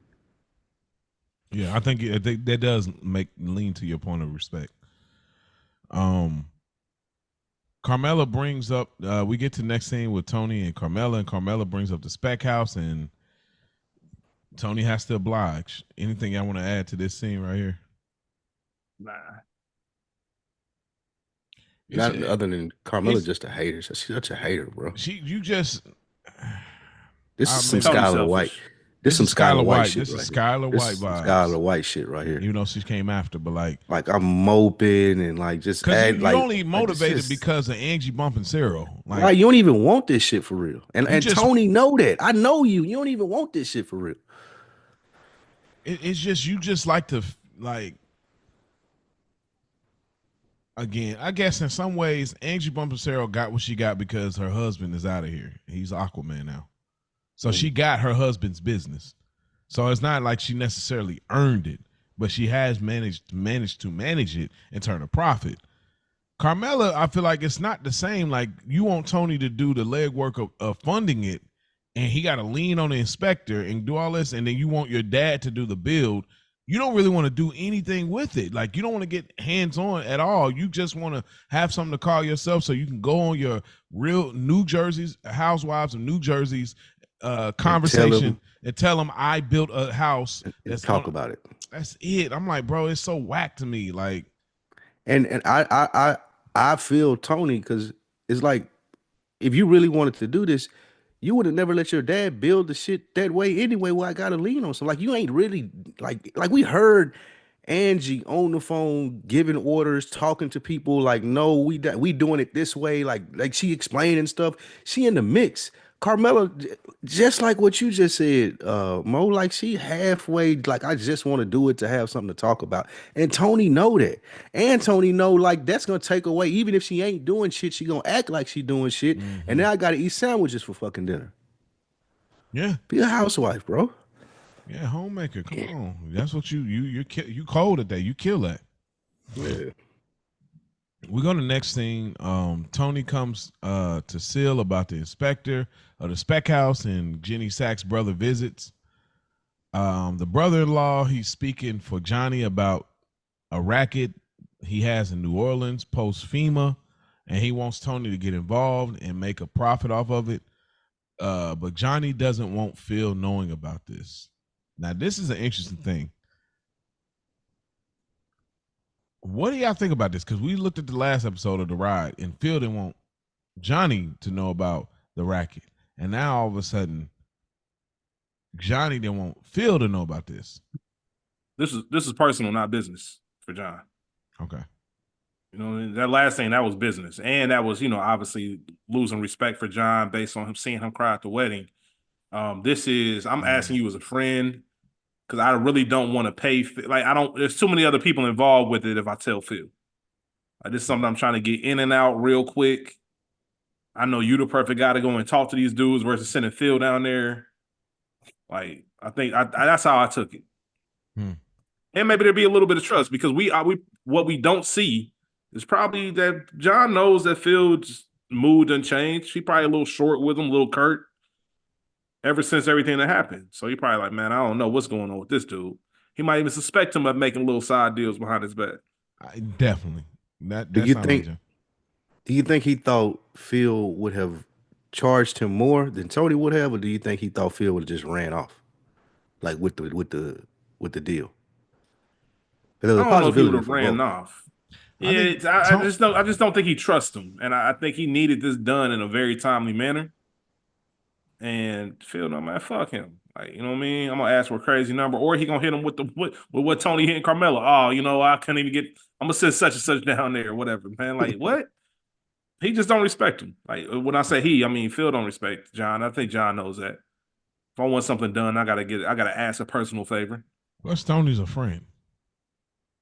I don't know what John and Phil's allegedly, but that's what I'm saying. You my capo, you my underbody. You really are, but you've been in the can for 20 years. He can't. You know what I mean? Now I don't think it's been he in the can now. You know what I'm saying? So that's why I feel like he ain't comfortable with asking Phil, because he can't really do nothing to Phil. I think, to both of you guys' points, I think he feels Phil gaining power. Okay. So. Yeah. Now I think the brother-in-law, I think Johnny Sack is loosely, I believe it's based off of John Gotti. I believe that was in the casting sheet. So it's interesting, the brother-in-law aspect, because I think there's something about John Gotti and his brother-in-law being kind of looped in to this thing of theirs in some way. But don't quote me. Y'all go research that. If I'm incorrect, y'all can correct me. We go to the next scene. Vito is at work and he wasn't sleeping. And he wasn't asleep. He was just resting his hips. That was one of the craziest lines. Men don't even talk about their hips. He got bad hips. Bruh. Supposed to have surgery. Bad hips is crazy. Now, trying to take a nap in the fucking barn is crazy. Well, you gotta remember, he's used to the no work jobs. That's what but he also comes from a place if we go back to the earlier seasons where he had to do this shit. Remember, he had to build a ramp. Yeah, but I don't know if he actually built the ramp or had niggas build the ramp. And he was just over it. He wasn't a part of the crew. He was maybe the general contractor, but that still comes with knowing how to do it. That's true. That's true. Yeah, but that was crazy. Tony and Carmela, she wants to go with the builders that built the Sacramone estate, and Tony pretty much is like, nah, we need to stick with your dad. He built this house. I don't really got nothing to add to that, other than obviously Tony's stalling it out and he's trying to save face on spending more money. This is my least favorite version of people. When people get like this, passive aggressive, nonchalant, when they normally not like that, and something wrong, but they won't say nothing. Oh my God. I hate when people do shit like this. And shout out to her and her acting for Carmela Soprano. She bodied this, because she made me mad watching this. Bitch. I wanted to say it. The worst shit ever. Yes. Say what you mean the first time. Yeah. I use that all Let the time. that shit out. Yeah, don't sit there and pout and fucking make me ask you about it. Sandwiches, you cooking sandwiches for dinner? You've been here you've been here all day and you order takeout sandwiches? Oh no. Nah. It ain't no good takeout, some sandwiches, yeah, nigga. Yeah, we ain't doing that. DoorDash me the Subway is crazy. She would have been hot and I would have left. When he got me a big dog meal from I'm going back to their favorite Would have went to the restaurant. sushi spot. Yeah, that's what I said. Sushi Exactly. spot? Exactly. I'm going back to Oh, our favorite spot. this what you eating? Okay, cool. I'll holler at you in a minute. Matter of fact, I'm going to Don Giovanni's. You know what I'm saying? Man. I'm going to the new spot we frequent. Facts. Yeah, Gloria cooking a steak. Facts. Man, yo, what's up, Ro? What's up? Nah, he said, "Ro, what's up? We got shit." Like Ro would have been crazy. Yeah, Ro. I about to get on my real Drake vibes. Ro, what's Man, Jesus. What's up, Rosalie? Nah. But we get to the next scene. First Tony and Melfi session. What do y'all think about Tony pausing about recreation and then changing the subject to Janice visiting? Because there was this moment of talking about recreation. Obviously, he's talking about possible Gumars, and then he kind of pauses for a moment, and he just switches the subject. I didn't know how to interpret that. What did y'all think about that? I think a lot. I don't think. Go ahead. No, I was gonna say just a lot of this. A theme in this episode is just kind of trying to be somebody you're not, and I think that's where one of you two said it earlier, just about Tony looking at the magazine. Mm-hmm. Just kind of like, I'm not there yet. We already had the scene with Julia, where he was over at the house and stopped. Obviously, part of that has to do with Carmela being the one taking care of him. So he's trying to do right by her, but he knows this is only going to last for so long. Yep. And I'm already thinking about my next move, and I've been trying to be this good dude, but I just know being a good dude just ain't me. That's what I took from it. Like we was talking about, I think the last episode or the episode before, he's bored. Like essentially he's bored, and David Chase has done a good job of boring us with this season to make us feel like Tony. So that pause right there was like, yeah, right now ain't no recreating going on, but I'm finna be back outside. I'm finna get it cracking. Like that's what he was saying this towards, like in my opinion. Yeah, he said I got a baguette. I got a baguette in my pants. 24/7. 24/7. You know what I mean? And I mean, shout out for him for trying to practice restraint. You know what I mean? For what he felt like he owed her for, the coma dreams. Man, I'm so glad we're so far from those days. Cause like, bro, it was like 3 episodes of just like coma Tony, We ain't far from it though. Like, we ain't far from it, but it still feels a ways away though. Like I was like, man, that was quite the stretch. I was noticing just in this episode, because I was gonna say this at the beginning, but I forgot. This season really wasn't good. Like this is the worst season of The Sopranos. Oh, however, yeah? I think so. Like watching this episode, like there's nothing going on. Like we 10 episodes in now, and it wasn't even no real plot other than Vito. Like all this other Vito, stuff is just Eugene, Christopher. Yeah, see, like that's nothing. All of that's a big nothing to me. And I could understand people who are not fans of this show saying, "Oh, I don't get this," but I still to say that this is the worst season. It's still enjoyable to me because I'm a Sopranos fan. I like being in this world. Yeah, like the observations we make, us talking about it. So I do still enjoy this part A, but it's bad. It's like what? Nothing is happening. Like if this was a new show that I was watching, I would be so mad because there ain't shit happening. Well, at season 6, I wouldn't be. No, not the whole season, just this part. I'm about to say like where we are so far, 10 episodes in. Because you get to shows and you're like, yo, they've been cooking for 2 seasons. You get the third season, like, okay, it was a little bit. But I wouldn't be mad yet because I'm like, y'all already cooked for 2 seasons. Like at this, no, I would have been pissed with this. Well, I mean, but you already cooked. They cooked for 5 seasons.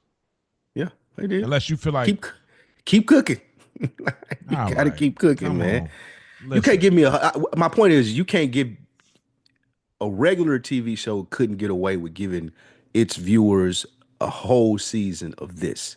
There would have to be some type of climax, some type of thing to happen, some like reoccurring theme throughout each episode to keep you locked in and wanting to come back each week.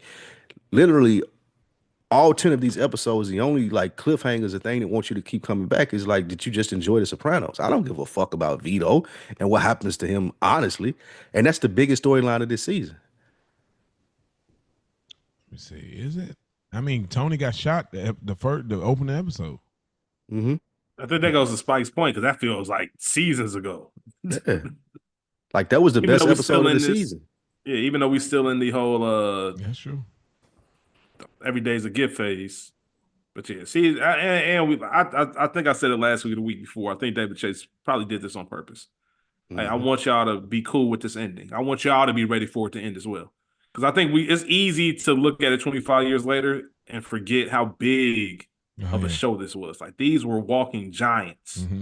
And TV wasn't the same way TV is now. It wasn't streaming everywhere. It was like your movie and TV stars had a little bit more clout. And I think it was going to be hard to end a show like that. That was such a immovable object. Yeah. And I was like, you know what? We're going to get y'all ready for it, to the point where, like, man, if this was y'all going to give us, we can end it and smack you with the last part. Smack you with the last, like, to black. I gotcha.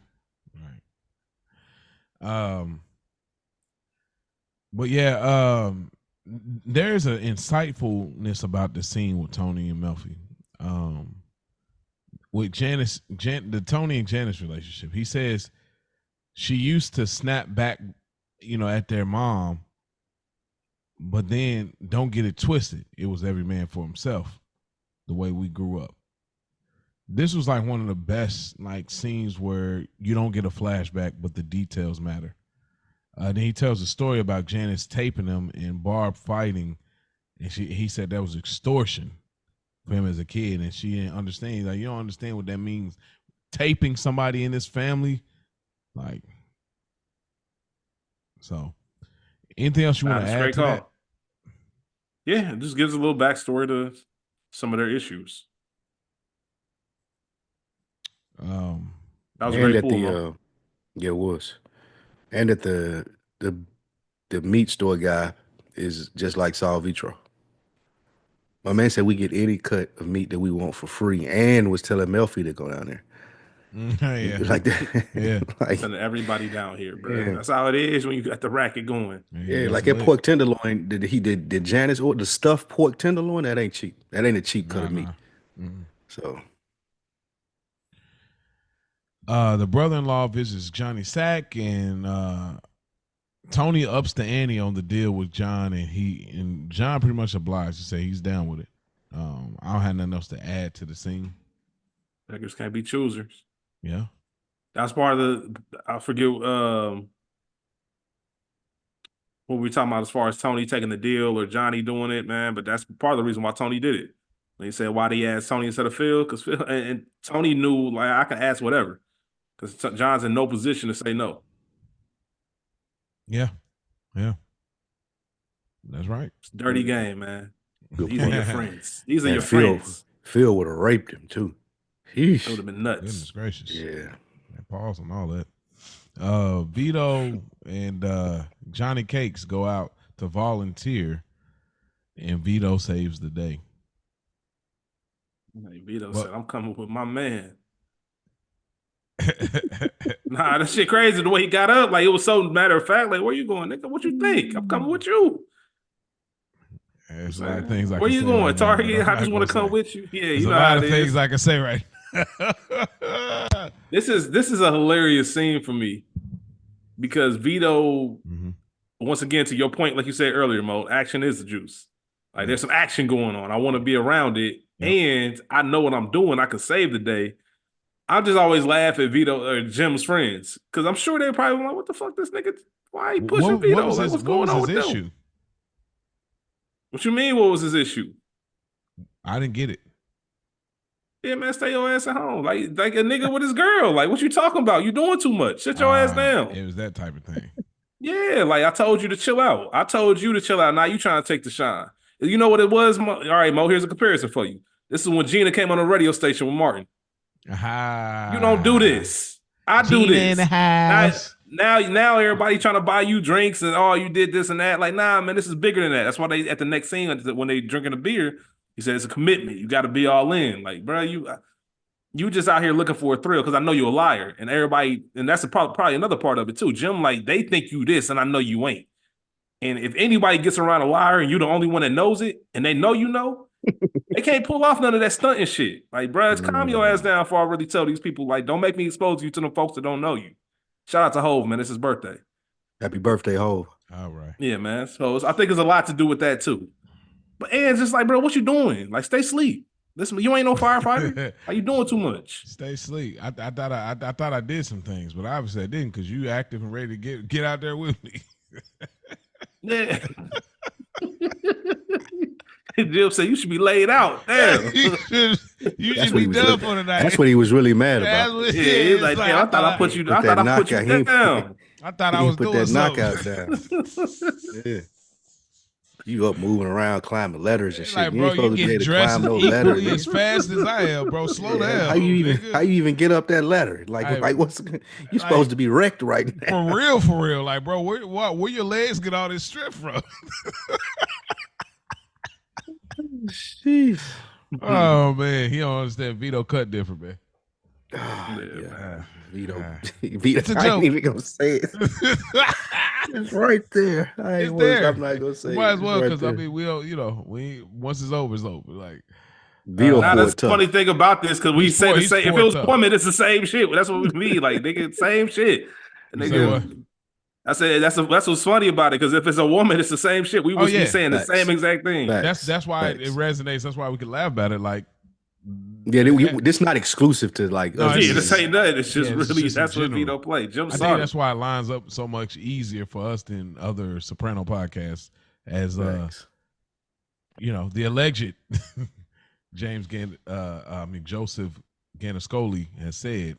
Like, y'all have spent more time on certain scenes than most podcasts would. So, yeah, man. Oh, he definitely will enjoy he mugging them too. He's salty, bro. He really salty. That's what made me lean back into that book, though.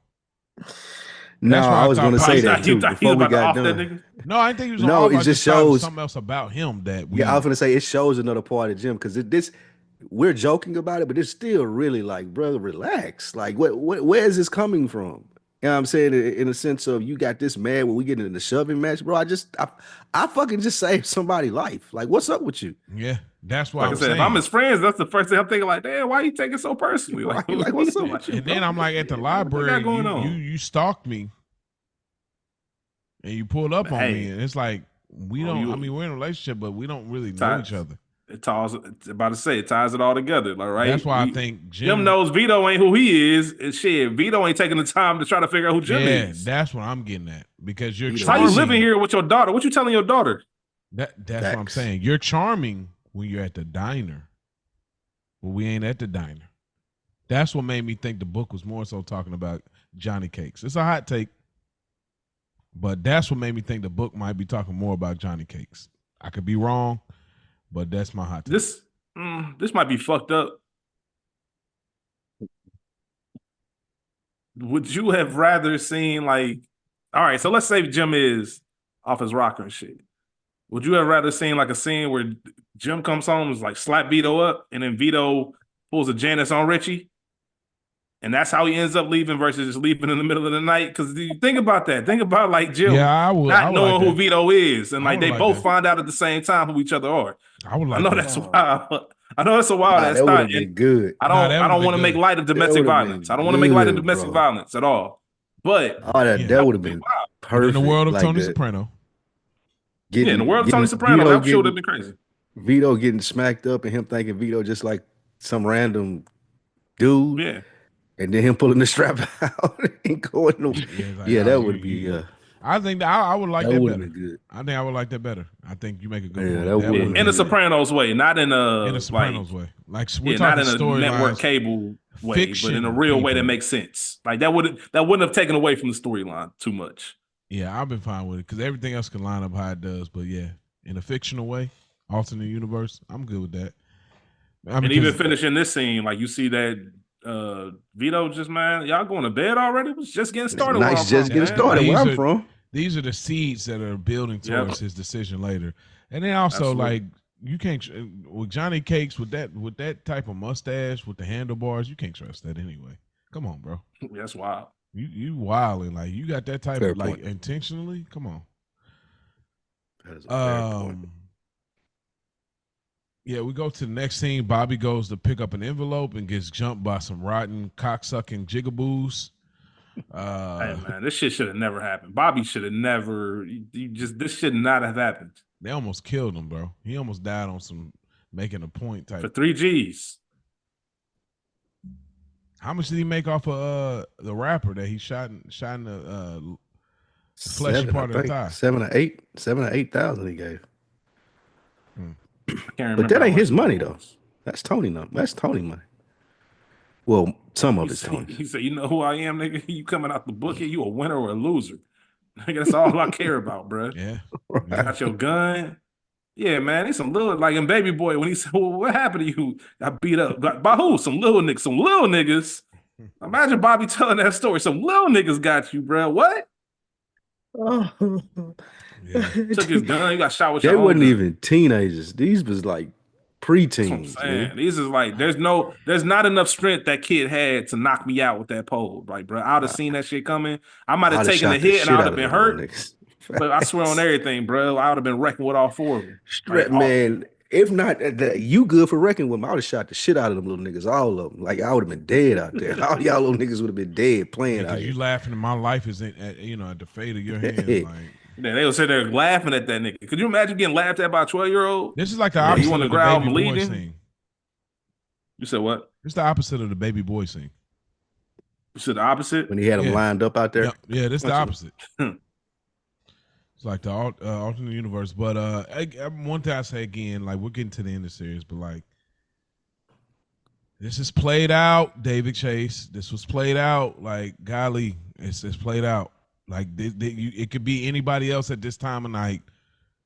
Anybody else at this time of night struggling, poor, trying to get a bag, trying to get some coins. Don't have to be black people. This is played out, bro. Like it's low hanging fruit, and it wasn't creative. I'm telling you that if you ever hear this, it's not creative. It wasn't creative. I get it, young kids, but this is not The Wire. This is The Sopranos. Y'all could have found anybody else.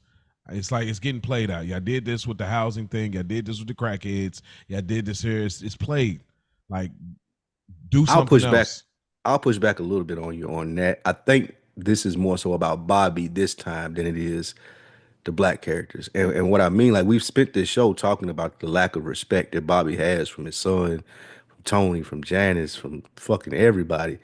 So these little niggas seen him walk in there. They looked at him like a mark. And I think it registers better for us as viewers if, like, I don't think nobody else in the Soprano crew is getting robbed by those kids other than Bobby. So it kind of goes to y'all point what y'all was saying earlier is like why Tony really don't trust him to be a captain because you gonna be over here doing this and this happened to you. Like not even to say that you got to be Superman and fend all the little kids off, but you over here loafing in fucking probably Newark, New Jersey at past midnight to pick up 3 stacks. Like stop it, bro. You not cut out for this. You not built for this. So I think that was more. It made more sense in this scenario than other ones. I don't have as big a gripe as you would do with this one more. I think this would make a little sense. It makes sense that it happened. It's played out that you keep going back to the same trope. Because Chris got robbed over there, didn't he? Maybe, but it was like Chris did get robbed Puerto over Ricans, and it was daytime. Would it have made you feel better if it was that Puerto was Ricans? black people. It made me feel better if it was anybody else. I don't care who it could have been Asians out there. It could have been in Chinatown. Like just somebody else. It's like it's just low hanging fruit that you think because it could be Italians. Like it'd be okay. We on a struggle bus as Italians and we robbing you. You got robbed by your own people, like some teenage boys that happen to be Italian. Like it's always black and it's just like it's just played out. It's like I'm over it, bro. Like it's just trash to me. Like I just knock it off. Because I get what you're saying, Spike. Is like, oh, it's more about that, but they're still a part of the scene. None of this show is about black people. None of it. So it's like every scene, black people, when black people come into the mix, they're not the main character ever, but they'll play a part in whatever the plot is. So my thing is you keep using the black characters in a negative way. You use the rapper, you use the HUD scheme, you use the crackheads, and you use this guy, you use the guy at the Starbucks, you use the preacher trying to have a revolution in the early seasons over construction. Like you always use them in a negative way.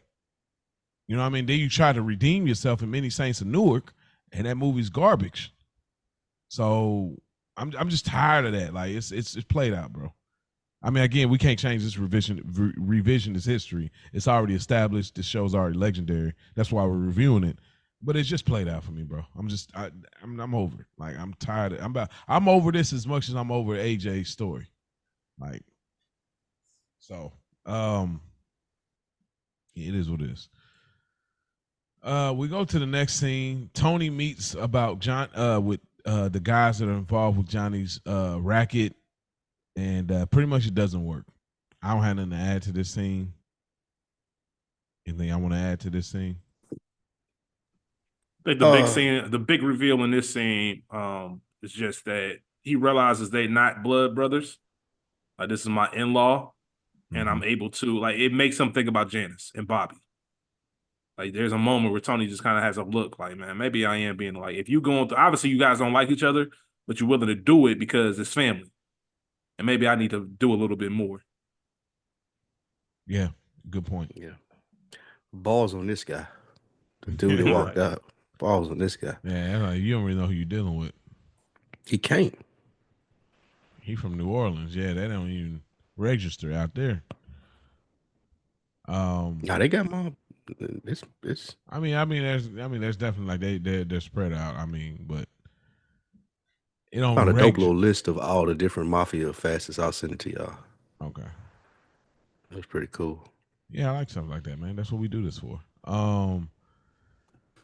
Tony and Paulie are talking about Bobby in the hospital, and Tony doesn't visit him or anything. And Paulie reveals that he has an early stage of cancer and says they did a good job making they did a good job making him look like his normal self, well, outside his normal self with with the hair and everything. As far as the actor that plays Paulie, anything I want to add to this scene? I don't know. I don't know if that.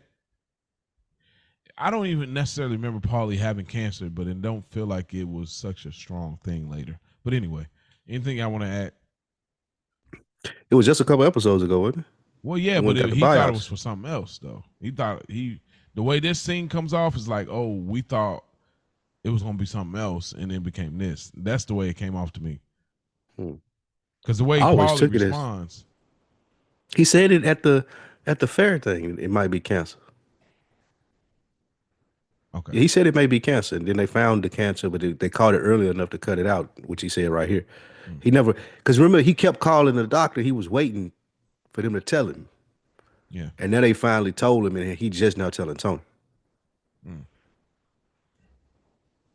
Crazy. He was more like, even though Paulie said it was all right, Tony was more like riled up about that than Bobby shit. Like, it's crazy the lack of respect that Bobby get, man.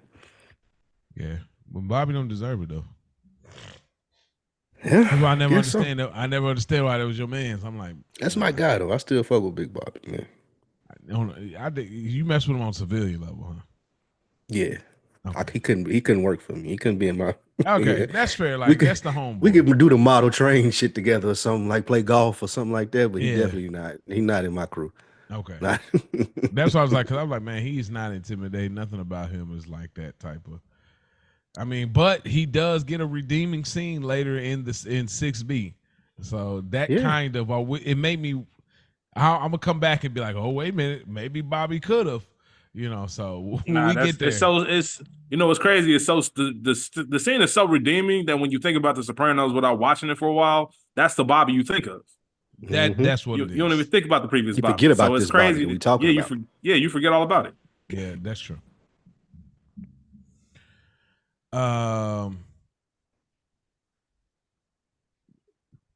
So we at the back of the Bing.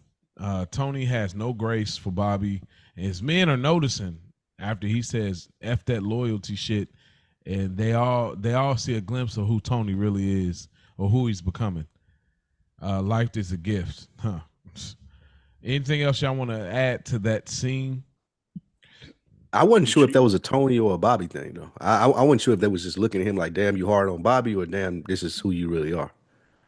I couldn't say if you treat Bobby like that, how you gonna treat me? What would you do to us? That's what I'm saying. Because they always kind of look at it like that. He did this over a horse. Imagine what he would do. You know what I mean? If he did this to Ralph, yeah. Yeah. But yeah, it's just no grace, but I do think I will say that F this loyalty shit that he says, that's a through line that connects with some characters in this scene. Some characters in this scene will choose not to be loyal. I'm not gonna say it out loud for people that never seen it, that take a different route. But Tony saying that, I think, stuck with a character in this scene. We said that, forget that loyalty shit. So Johnny Sack's attorney negotiates a deal.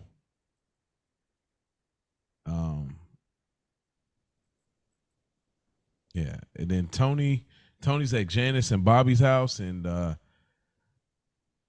Janice pretty much got a little Bobby together, and Tony respects it the way his face looks. Anything else you want to add between them two I know scenes? little Bobby, boy. As soon as little Bobby be leaving the house, man, he be dogging her shit. Hate that bitch. Yeah, man. I wish my mom was still around. All of that. Obviously, he probably wishes that anyway. It ain't got nothing to do with Janice, but that ass too. It really hits home when Janice, and because Janice, hey man, Janice talking to him like she really is his mom, and I guess she is at this point. But yeah, they got years. Why don't you read your report card out loud for everybody? Like, damn, hating ass. Because even Tony was looking at little Bobby like, "Hey, hold up, bro. You know how it is when you're looking at somebody's I think kids he was being looking disrespectful." Yeah, he was looking at little Bobby, was still thinking about like, man, you let him do you like that? Like even with AJ, at least if it got to that, man, he throwing AJ up against the wall. Like he poured Bobby's still sitting there. cereal in the garbage disposal. Now you get nothing. Yeah. Like it's only so far you gonna go with me if I'm Tony Soprano, and I'm sitting here watching this little dude tell you, "Oh, I don't fuck the Giants," and you know what I'm saying, I'm going to my boy house. I'm a Chargers fan. Like, what are you even talking about right now?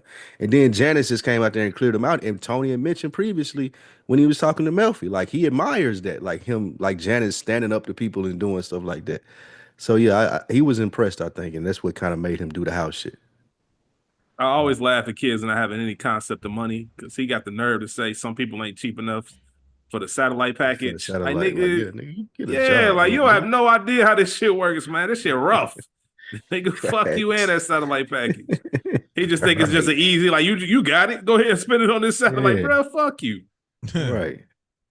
As a matter of fact, take your little ass on over there and watch the Chargers. Get out. Yeah, bum. Yeah, bum. We go to Tony and the Melfi session, and they talk more about him and Janice and this sexual concept of her being his first idea of it, and I don't know. It just always a weird thing. I don't know. It's a weird concept between him and his mom, him and his sister. I'm not sure. I'm laughing at the first scene. My brother-in-law almost got his eye took out. Fucking crackhead out. Bruh, like, yeah, listen. Nigga was getting it off, bro. Yeah, Tony got to chill, man. Crackhead nuts. That was nuts, man. Jesus. But we get this thing about we get the full scope of what Tony's issue is with Janice. And Janice pretty much, she leaves and she comes back and she wants a piece, but she doesn't get nothing because I have the scars. That's what Tony says. So much context there. Yeah, so much insight to their relationship. And going back to what Janice says, when she says we only share DNA. And this is Tony's explanation to that. Like, you left me out here, and we all know, well, we may not all know, but to be abandoned by someone who you think you in this fight with, oh man, that hurts you more than anything. Like, that's gonna stick with you forever. So now you get context all the way through for why he looks at Janice with such skepticism, is because you knew what was going on. You knew how fucking crazy our mom was, and you just left me. You dipped. And now I done made it, and I'm the one that's calling the shots, and you coming back and you expecting me to be like, oh yeah, here's my sister, here go this, here go that. Nah. Yeah. No, sir. And Barb is the youngest or the oldest? Youngest. And goes to show why he treat Barb like he do with her. Like, he's so protective of her, and she don't got nothing to do with this because she had to take that shit right there with him. Shouldn't even call him Tony every time they speak. Hey, big brother. It's big brother. Yeah. So we get the next scene. Vito is cooking. Now, real quick though, it was crazy that Melfi tried to tie that shit into sex. I Talking about don't you get- reference her being built. Like I would have been like Tony with that. Like, all right, now what the fuck are you talking about? I mean, do you want to So smash me or what? Because we keep getting on the set on this thing. You got the legs out again, and right now, you claim I want to sleep with my mama, now my sister. Like I would have had the same reaction to Tony at that. Like, what are we talking about right now? right? Like, stop doing this. Um, but we get Vito cooking, and everything sounded good. As far as everything he listed about the food, it just sounded good. But you gotta wait for that is such a funny line. That's all I got for this scene, bro. You gotta wait for that. Oh man, Sopranos, bro. Like Vito hooking it up too, man. Shit sound Man, like he it was hooking up. slapping. And then shout out to the actor that plays Vito because he actually is like a He a chef, Yeah, he yeah. cook. Yeah. self-taught chef. So that's dope. Hey man, Jim wasn't going. Hey Jim, be on it. That's why I said. That's why I asked earlier about that whole boxers backwards shit. Because Jim ain't playing no games, man. Mm-mm. Yeah, he got to calm his horny self down a little bit though. Golly, bro. That Hey, mustache. but It's just that's one of the mustache. things with serial killers too, Mo. Like what you That were saying, like that overly sexualized yeah. thought process. That's why I think it's talking about him, not Vito.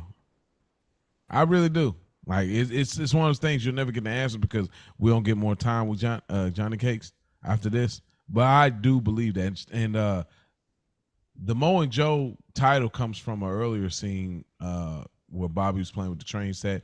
He's like, "Come on, we can play with Mo and Joe," with the, Yeah, and the also builders. it also come from another meaning. Yeah, and then there's that because it's Mo and Joe.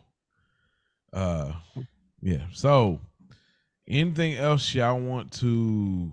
Y'all said that sound good. I've never heard of pasta and potatoes together.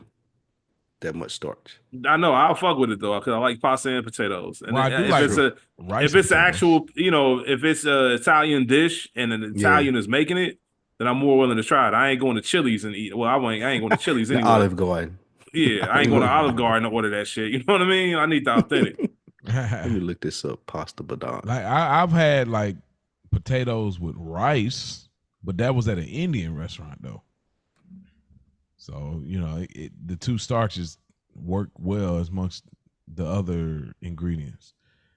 But yeah, that's different. But even then, like I said, how he was describing everything, it sounded really nice. It look crazy. Oh, it does. I mean, I'm a picky eater, but Oh, okay. Yeah, you don't like. they say it's onions. peasant food. Yeah, I don't even eat onions, so Yeah, that's crazy. Hmm. Well, we get Vito, and Vito's working, and he's trying to preserve, looking at the clock because he's ready to go. And it ends up being 10:45 when he thought it could possibly be 12.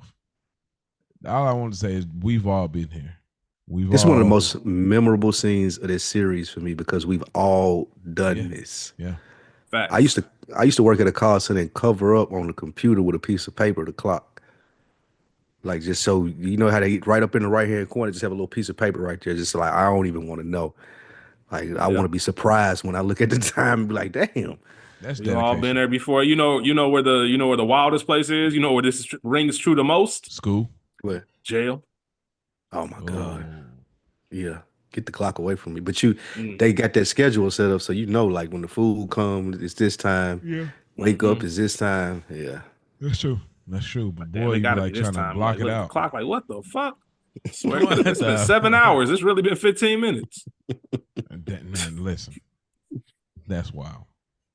Facts. Um, But this is what I was talking about too with him doing the work, Mo. Like Vito know how to do that shit. You can tell. well, yeah, he know how to do it. Yeah, he know. You're right. He know how to do it. He's just so used to the no work jobs. Yeah. Yeah, he lazy. He lazy. Johnny Cakes wakes up and Vito is gone. Johnny Sack meets with his attorney and gets 15 years, but has to do the allocution. And then Vito heads back to Jersey. So between those three scenes, what did y'all gather? Why did Vito leave? That ain't him. That ain't him. Like I said, they've been doing it all episode. Like I can't live this life. This ain't But who all I of a sudden, am. why not keep going away versus going back? Because he can't. I don't think he can run. I think this was his experience to see what it would like to be away. And I think he's realizing like I'm not going to survive. Now Like I I'm just might gonna as go well home be and face it. dead. I might as well be dead if this is how I got to live my life. You Mm. know what I mean? So I'm just gonna go home. Like I'm out here in the cold. I'm up here thinking time passing by. There's no way I can keep doing this for the rest of my life. There's no way I can just keep showing up to these random people's houses for these odd handy jobs, thinking that it's lunchtime and it's really only been 45 minutes since I got here. Like I can't see myself doing that. And I think he was just like, you know what? Live free or die. See what you did there. Mm-hmm. Yeah. I see they got Johnny for the hip hop fans out there. This is what Gunna did with Johnny Sack. This is why hip hop was mad at Gunna. Johnny Sack did this thing. To acknowledge that. Same thing, yeah. Just Yeah. acknowledge Exact same thing. Some real shit. Yeah, it's Mhm. real. But I mean, you're looking at And also- 15 years, and the lawyer sold it well. Yeah. He's like, man, It's you just like getting the with golden Gunna. years of grandpa. I'm like, Just like with Gunna, you can go home right now, or you can stay in here with them and act like you don't know what's going on and fake sure fate at trial. Which one you want to do? This scene always reminds me of Paulie telling Chris, marriage and our thing don't mix. yep, exactly. Because Johnny's got other people. All of this is not for Johnny. It'd be one thing if Yep. this was Johnny doing. Johnny's like, I can't handle it. I'm doing this for Jenny, and I'm doing this for the kids. Wife. Yep. Like everything that I'm fighting for has nothing to do with me. I'm trying to get her to keep her stuff. And you don't make those decisions if you ain't married. Yep. And that's why Phil can say I did 20 years. I know Phil's married, but it was younger. I'm gonna be out like like Johnny gonna die in there if he go to trial and lose.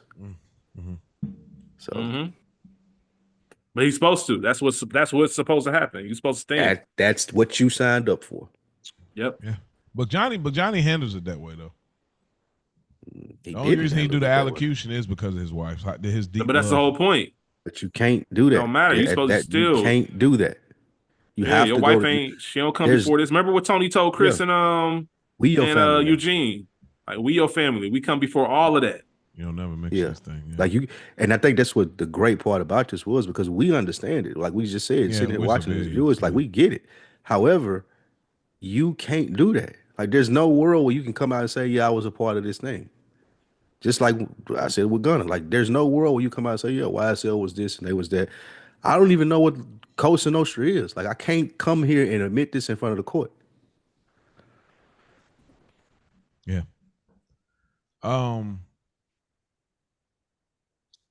Did y'all want to add anything to Vito heading back to Jersey? Nah. Okay. But he's same thing like you said earlier, just the Jackie Jr. reference, kind of like he shot dude in the snow. And as his black people, we've seen this before. Not somebody getting shot. We didn't get there yet. Yeah, you still got the Meadow and Tony scene. You got the Meadow Tony scene. In the kitchen. It splits back and forth. Okay. Yeah. So they showed Vito driving and then get the Meadow Tony. Right, then they show you're right. Meadow and Tony at the house. She says that Finn spends time at Jeffrey's more than with her, and she's upset. And Tony's definitely, putting it on her to talk to her mother. Like, y'all living in sin. That's one of my. That's Tony. Spoiler alert. That's my line of the episode. Tony saying, "Hey, don't forget, I'm a devoted Catholic." Oh my God, that shit funny, man. Tony's like, crazy. and Meadow was like, "Nigga, what? Are you fucking serious? Living in sin?" Yeah, that's it. Her reaction is what makes it one of my favorite lines. But this goes to the shit with Carmella in the Spec House. Where is Carmella? That's why he says this. Like, you know who's good to talk about this? Your mom. Like, where? Like, she should be here right now. Like, I just got up. It's the morning time. Like, why she ain't down there cooking breakfast like she usually is? And I think that's the thing that bothered Tony the most. Why he was like, you know what? Fuck it. I ain't doing shit for this house. Like, fuck it. Let the chips fall where they want to. You doing this now without even having it off the ground. What can I expect when it's going? Like, nah. Yeah, I agree. And then told y'all at the wedding, man. I'm like, they look like a couple that's about to be on their last leg. They on their last leg. I seen that shit. I see it. Who? Finn and Mike Meadow. Jones. Oh yeah, he was. Finn over Juice it. ain't worth Finn the is squeeze. done. She just don't know. She don't know yet. You're not. Yeah, It's one of those situations where the man done checked out. She's still like going through it like he's done. She's trying to reinvent. That fits This for your Finn because girl? Finn is definitely the type of nigga that's gonna wait for his girl to break up with him. Yeah, He to ain't break gonna up have with the him. nuts to break up with her. This your girl, bro, and you sleeping on the floor? That's crazy. Like what are we talking? Like what? Come on, it gets bro. no more obvious than that this shit is over. Yeah, like you out of here. It's over. Yeah, he barely it's came to the over, hospital man. when your dad was in the coma. And it fits because this is Finn's last episode. This is the last time we see Finn. Okay, so they were leaning hard on to. Okay. Yeah, we see him in a couple more scenes at the crib, but this is the last time we see Finn. He out of here. Damn, good call, bro. I didn't realize he was in this episode. Yeah, he's at the house, I think, during a game. We'll see him in a couple scenes. Okay. Vito crashes. hands him a beer. I'm gonna put a few scenes together. No, you can. Vito crashes into the civilian. Puts in some work. Jenny's brother visits Tony, and Tony changes the terms. And Johnny has to make a decision on selling the house and selling the house. So between those three scenes, what's still credit to that dude? Credit to the dude that Vito hit, man. He did so well in this scene. Every time I see his dude in something else, I'm like, oh, that's a piece of shit that was out there at the mailbox. I swear I behold people like that. I'm like that with Every Christian Bale. time. I swear I'm like that with Christian Bale. I'm like, nah, that's the nigga that had Mekhi Phifer on Shaft on the hospital bed, and nigga was in shaking. He said, "Homeboy got rhythm." I said, "Nah, I still don't like this nigga." I do that with this dude every time I see him. He like got that. the douche face though. Shit. Yeah, he a dipshit, man. Excuse me? Yeah, what the fuck you doing parked out? Excuse me? Yeah, man. We can go back to my house. Nah, we ain't doing none of that. For to show you what's gonna happen. You should have took the money. Like that's one of those See, this things. is different from black people. You should have just took the money. We've seen this scene. We thought as black people, we know exactly how this plays out. We would have still. How much you say? How much you say? 500. And it ain't. Yeah, and that was motivated. I'm just saying that's what I would have said. A black person would have said. How much you say? Give me $750. Yep. Because it didn't even really fuck up his truck. Nope. All right, 750. We good. Yeah. And you would have said, "Hey, I got 600. All right, come on with the 6." Exactly. This nigga pistol whipped him and bounced. Yeah, that too. You ain't got no plate number. This ain't my car. Facts. You know this what I man mean? asking about the airbags and like, man, shut up, nigga. Right, like, come on, bro. But you 1,000% correct, Spike. 500, 750. We can call it a day. Yeah. Cash money, yeah, man. All right, man. Be cool. Come on, man. I'll ride with that little bumper like that for the rest of my life. Absolutely. Nigga, fuck that shit. Absolutely. I used to be a young boy looking at people. Why ain't y'all get your car repaired? When I became a grown man, I said, "Oh, I see why." Right. Like, I see why people take time to get their car repaired. Like, bro, that shit costs money, nigga. Like, that is not cheap. And I'm gonna try to play off the fact that I'm at the mailbox. Mm-hmm. I don't want you to know I stay here, nigga. Nah, man, my car had some little trouble. I had to pull over for a second. Right. Vito was straight cruising on drunk too. That was what made. Nah, that nigga was wilding, bro. And you know what's crazy? We've all been there too. Yeah.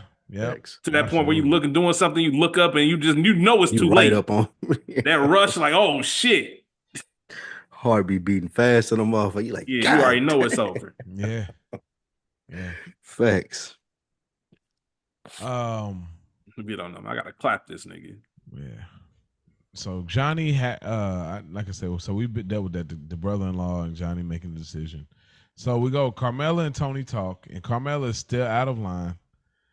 That's what I wanted to say. But I do understand some of where Carmela coming from, just some of. Please explain that to me because I don't. You didn't talk about Tony's counteroffer. I just said that Johnny pretty much obliged. Like I don't have no additional, but if y'all have something by any means. Nah, just if I don't think we even mentioned the fact that Tony wanted the house for his sister. But that's a big deal. Yeah, that's a big deal. I didn't understand what inspired him to get there. That's the one thing I would say. I didn't understand what inspired him fully. I think to ask for the house. Because remember, he said no matter what happened, Janice, you would still be here complaining. He told Melfi, like, it doesn't matter what she's saying because she's right. Like every chance I get, he was telling Melfi, every chance I get, I shit on them. I think he he's realizing I'm trying to be this better person, and the least I can do is see an opportunity to help them out. No different than the Christmas episode. When the Russians, like, bro, this is something I'm gonna do for Janice. Like, just off GP. Ultimately, this my sister, and I'm gonna throw her a bone. And I know you can't say no, like one of y'all said earlier. Like I'm I'm about to fuck you. Like you need this done. I'm seeing how the and two, I'm seeing how the brothers acting. I know this not gonna be an easy ass. Like he already bullshitting walking out of the restaurant. Now I'm gonna have to apply pressure. So yeah, if I'm gonna do this for you, I need that house, and I need it for half off. And I'm gonna be a god to my sister now, even more so than I have. Yeah, like win-win-win for me. Vito car really wasn't going that fast. I was just looking at the clip. It really wasn't going that fast. I'm surprised Epcar was able to pull off. Yeah. He couldn't have took that far. No. I would have loved to see how he got back to wherever he was going, because that lack wasn't gonna make it. Yeah, you were definitely getting stopped. Or that. Or you Yeah, getting pulled over. Like, what the fuck you got going what on? What just bro? happened? What is going on? So I'm trying to tie these last few scenes together. Now tell me what you said. You real quick with the Carmelo. I think the Carmelo Tony scene is a big scene. Okay. You said that you felt kind of where she was coming from. Well, just slightly, just in the sense that she's pulling from Angie Bonpensero's energy. She's taking over her husband's business. And so Carmela, in some sense, it seemed like she wants her own business, but if not that, she could take care of her family's business. And as much as we like to commend Angie Bonpensero for like, oh, she took over.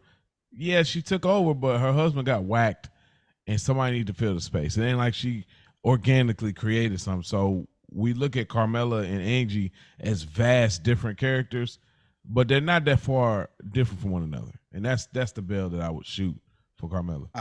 I'm not shooting her any bell here. I give all the praise to Tony here, because what he's telling her, like, it's not you. Like, you can't. This is the nicest way that a husband can tell a wife, like, this not you. You can't do this. You trying to get me to press this dude and ask me how far I went to get it done. Like, you can't. You already, like, again, I'm gonna keep going back to you. You let Hugh fuck the house up in the beginning. We wouldn't even be in this situation had you not let your dad just build it and do it any way he wanted to. You can't even control him. And now you got me wanting to press this dude so you can get this shit built.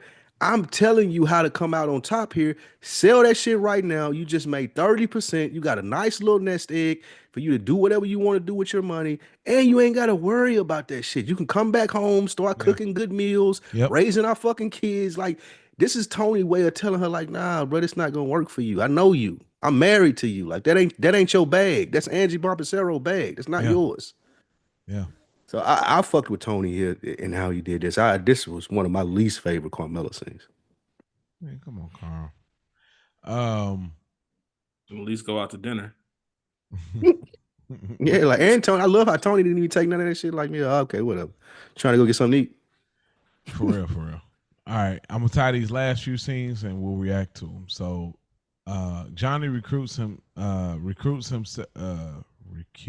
my notes is tripping, but recruits himself, admitting he had been a part of the La Costa Nostra, and Phil and the guys were pissed, except for one of them. One of them said at least it didn't flip.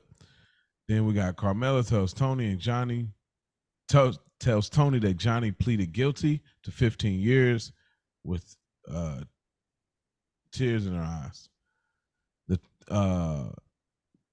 They told Christopher's car that he bought off of Jenny. Sil and Tony are pissed about Johnny's sack, and Salvitro is finally a free man. Vito comes back and looks at Sacrials. And lastly, we get to Sunday dinner, and they ask where Christopher was, and he was in an AA meeting. So it's a subtle way to show us that he's losing it. So is there anything y'all want to add to those scenes? Johnny missed the nastiest scene of them all. What did I miss? Janice Bacala walking through the house that she is taking from Jenny Sack, while Jenny Sack is sitting right there looking depressed as shit. After you were just at this woman's house celebrating her birthday, giving her compliments on how nice the house is. That's the same of man. I need to find a girl like yours, and then next thing you know, pull up with a girl, with your your girl. girl. Yeah, like what? That's nasty. And Jenny was looking disgusted. Man, she was so down about it. And it's like Jenny, you know, she don't care about money like that, but you could tell that well-being really affected her. Yeah, and even like I said earlier, something about the way Janice comes, like when Janice went to Satrial's and she was talking to Tony, when she first told him, like, man, you love to shit on us. And how, like, man, just something about the way Janice delivers it, that still applies here when she's thankful. Because when she tells Tony in the basement, Tony looking like, man, like, this ain't been no big deal. I just did it just because, like, that's what brothers do. That's what siblings do. Same way to those brothers who he was trying to sell for Johnny Sack. This is what we're supposed to do. And even Janice is like, man, all right, man, now I'm regretting to do it just because of your reaction. So they just have a weird relationship, man, and we just get to see the inner workings of it. Yeah. And Johnny Sack, man, he killed his legacy, man, killed his reputation, killed it. I mean, his stock as a man just plummeted. So,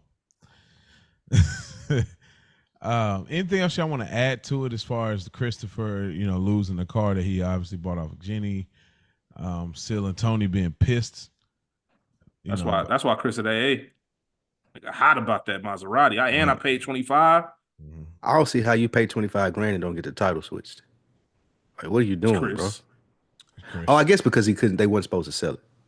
That's the dude did say that. Oh, so it was like on the table. Yeah. Because all their assets were supposed to be frozen. So you can't sell a car while you on trial for this conspiracy, racketeering and shit.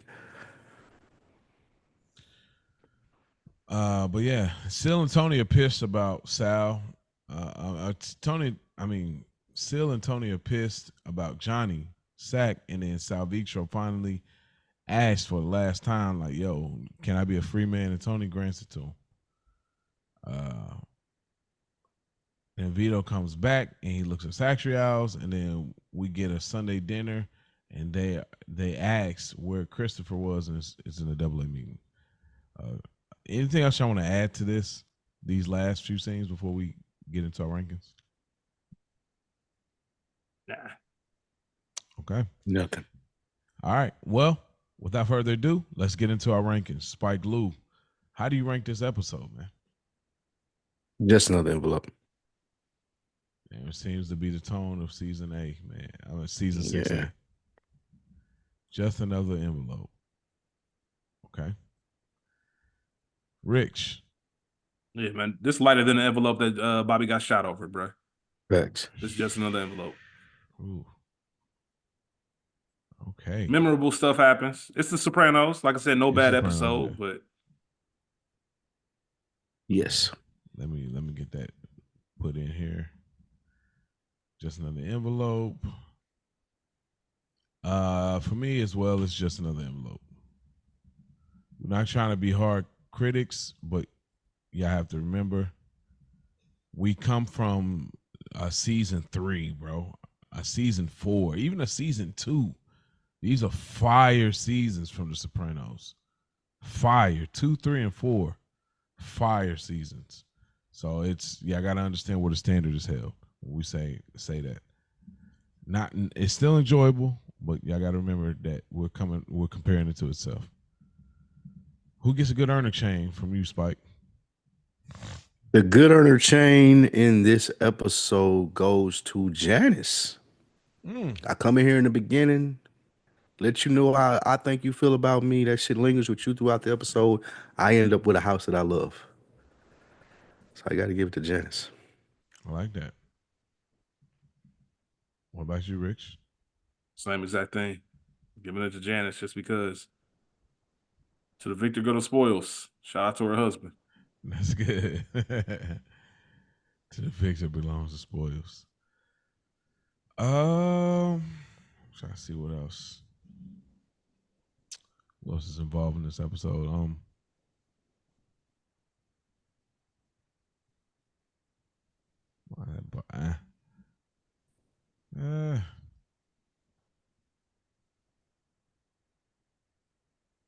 I don't know if I really have one. Like, this episode it's a weird, like, when we talk about scenes, it's like, I Because nobody really won anything. Give it to Paulie, man. Paulie beating cancer. Okay. Yeah, that's perfect. Yeah, we'll do that. Thanks for the oop. No doubt, man. I'm going with Paulie. Yeah, that's perfect. Paulie Walnuts. All right. Spike, who gets a Broken Balls Award?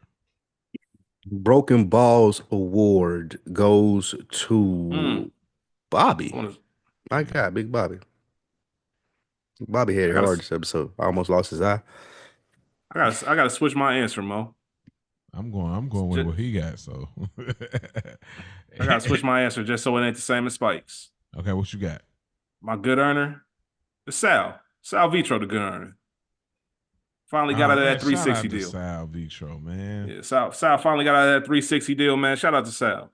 He's gonna be my good earner this episode. Finally gave up that Sacramento house, man. And that just shows how petty Tony is, man. I did the house. I ain't gonna do the upkeep, man. Fuck her. Like you done there. If I can get back, that's on your husband now. That's on Bobby. Like I feel that. Like hell no, you ain't got to do it no more. Let Bobby take care of that shit. Super dope.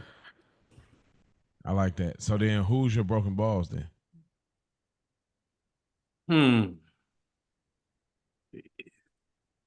Gotta be Jenny Sack. Yeah. You know what I'm saying? That's a good one. That is a good one. Yeah, man. Men go Bobby, women go Whitney, man. Like women always get it the roughest because of the shit that men do. That's a fact. Even though Whitney, never mind. We ain't gonna take it there.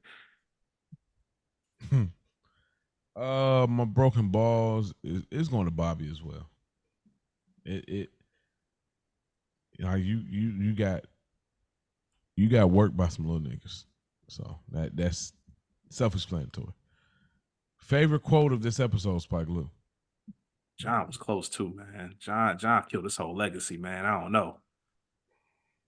John might be worse than Jenny. Yeah. Either way. Fuck all that honesty and loyalty shit. It's a maneuver, Carlo. It was his own fucking fault. Okay, get that right. That's a great line.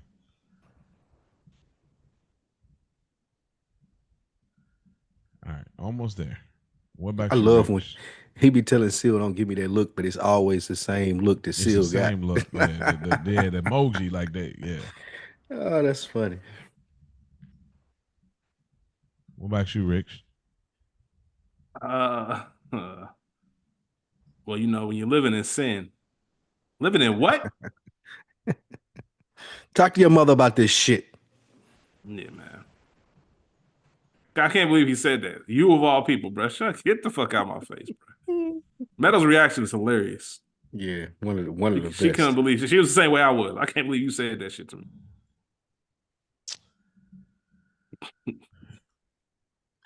When you're living in sin. Like Tony funny as fuck, man. Yeah, he's nuts, man. All right. For me, my line of the episode is it's that DNA line, man. Like that was so. She's like, DNA is the only thing that's keeping us together. And that can apply for so many things if it's not like siblingship. So and lastly, Spike, what's your favorite moment of this episode? The mailbox scene when Vito runs into my man's, and my man's get exactly what he deserves for bullshitting around. Yeah, we're gonna go get the insurance papers. All right, bro. Okay. All right, what say you, Rich? Probably the Melfi scene, the first one. When Tony realized it's like, you know, what's up with me and Janice? Like just dissecting their relationship, the videotape, you know what I mean? All this time, you don't know what it's like you don't know what that means. That whole scene. And him acknowledging, like, you know what, she right. I think I like that the most. A self acknowledgement, like, you know what, she right. I need to do better. Always goes a long way. Yeah. Yeah, it's only bad when you don't know you on your bullshit. When you know, it's like, all right. Yeah, yeah. For me, the quote would be, it's definitely going to be the one that I said, DNA is the only thing that's keeping us together. That scene? Okay, I guess that's a quote. Well, my favorite moment, I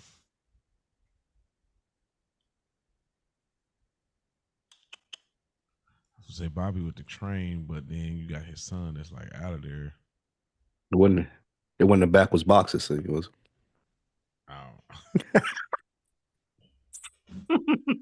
Backwards boxers. Say that 5 times fast.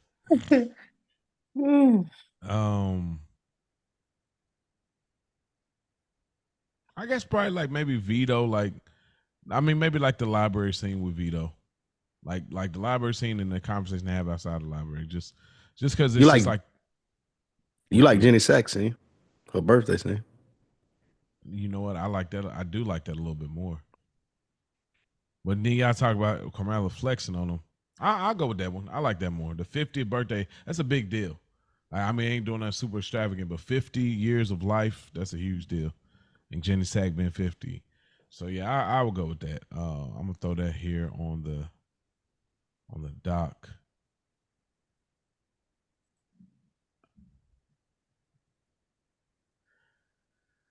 All right, and that is our episode, man. Truly, we thank y'all for tuning in. If y'all want to reach out, goodearnerpod@gmail.com, or y'all can reach out to us on Instagram, goodearnerpod_Sopranos, as well as YouTube. You can leave a comment, a review, if y'all want to be acknowledged by any means. Also, y'all can subscribe to Apple as well as Spotify. And we truly thank y'all. We're glad to be back. And like I said, we're going to have something special for y'all in a few weeks. So we'll see how that goes. But in the meantime, remember, don't forget about it.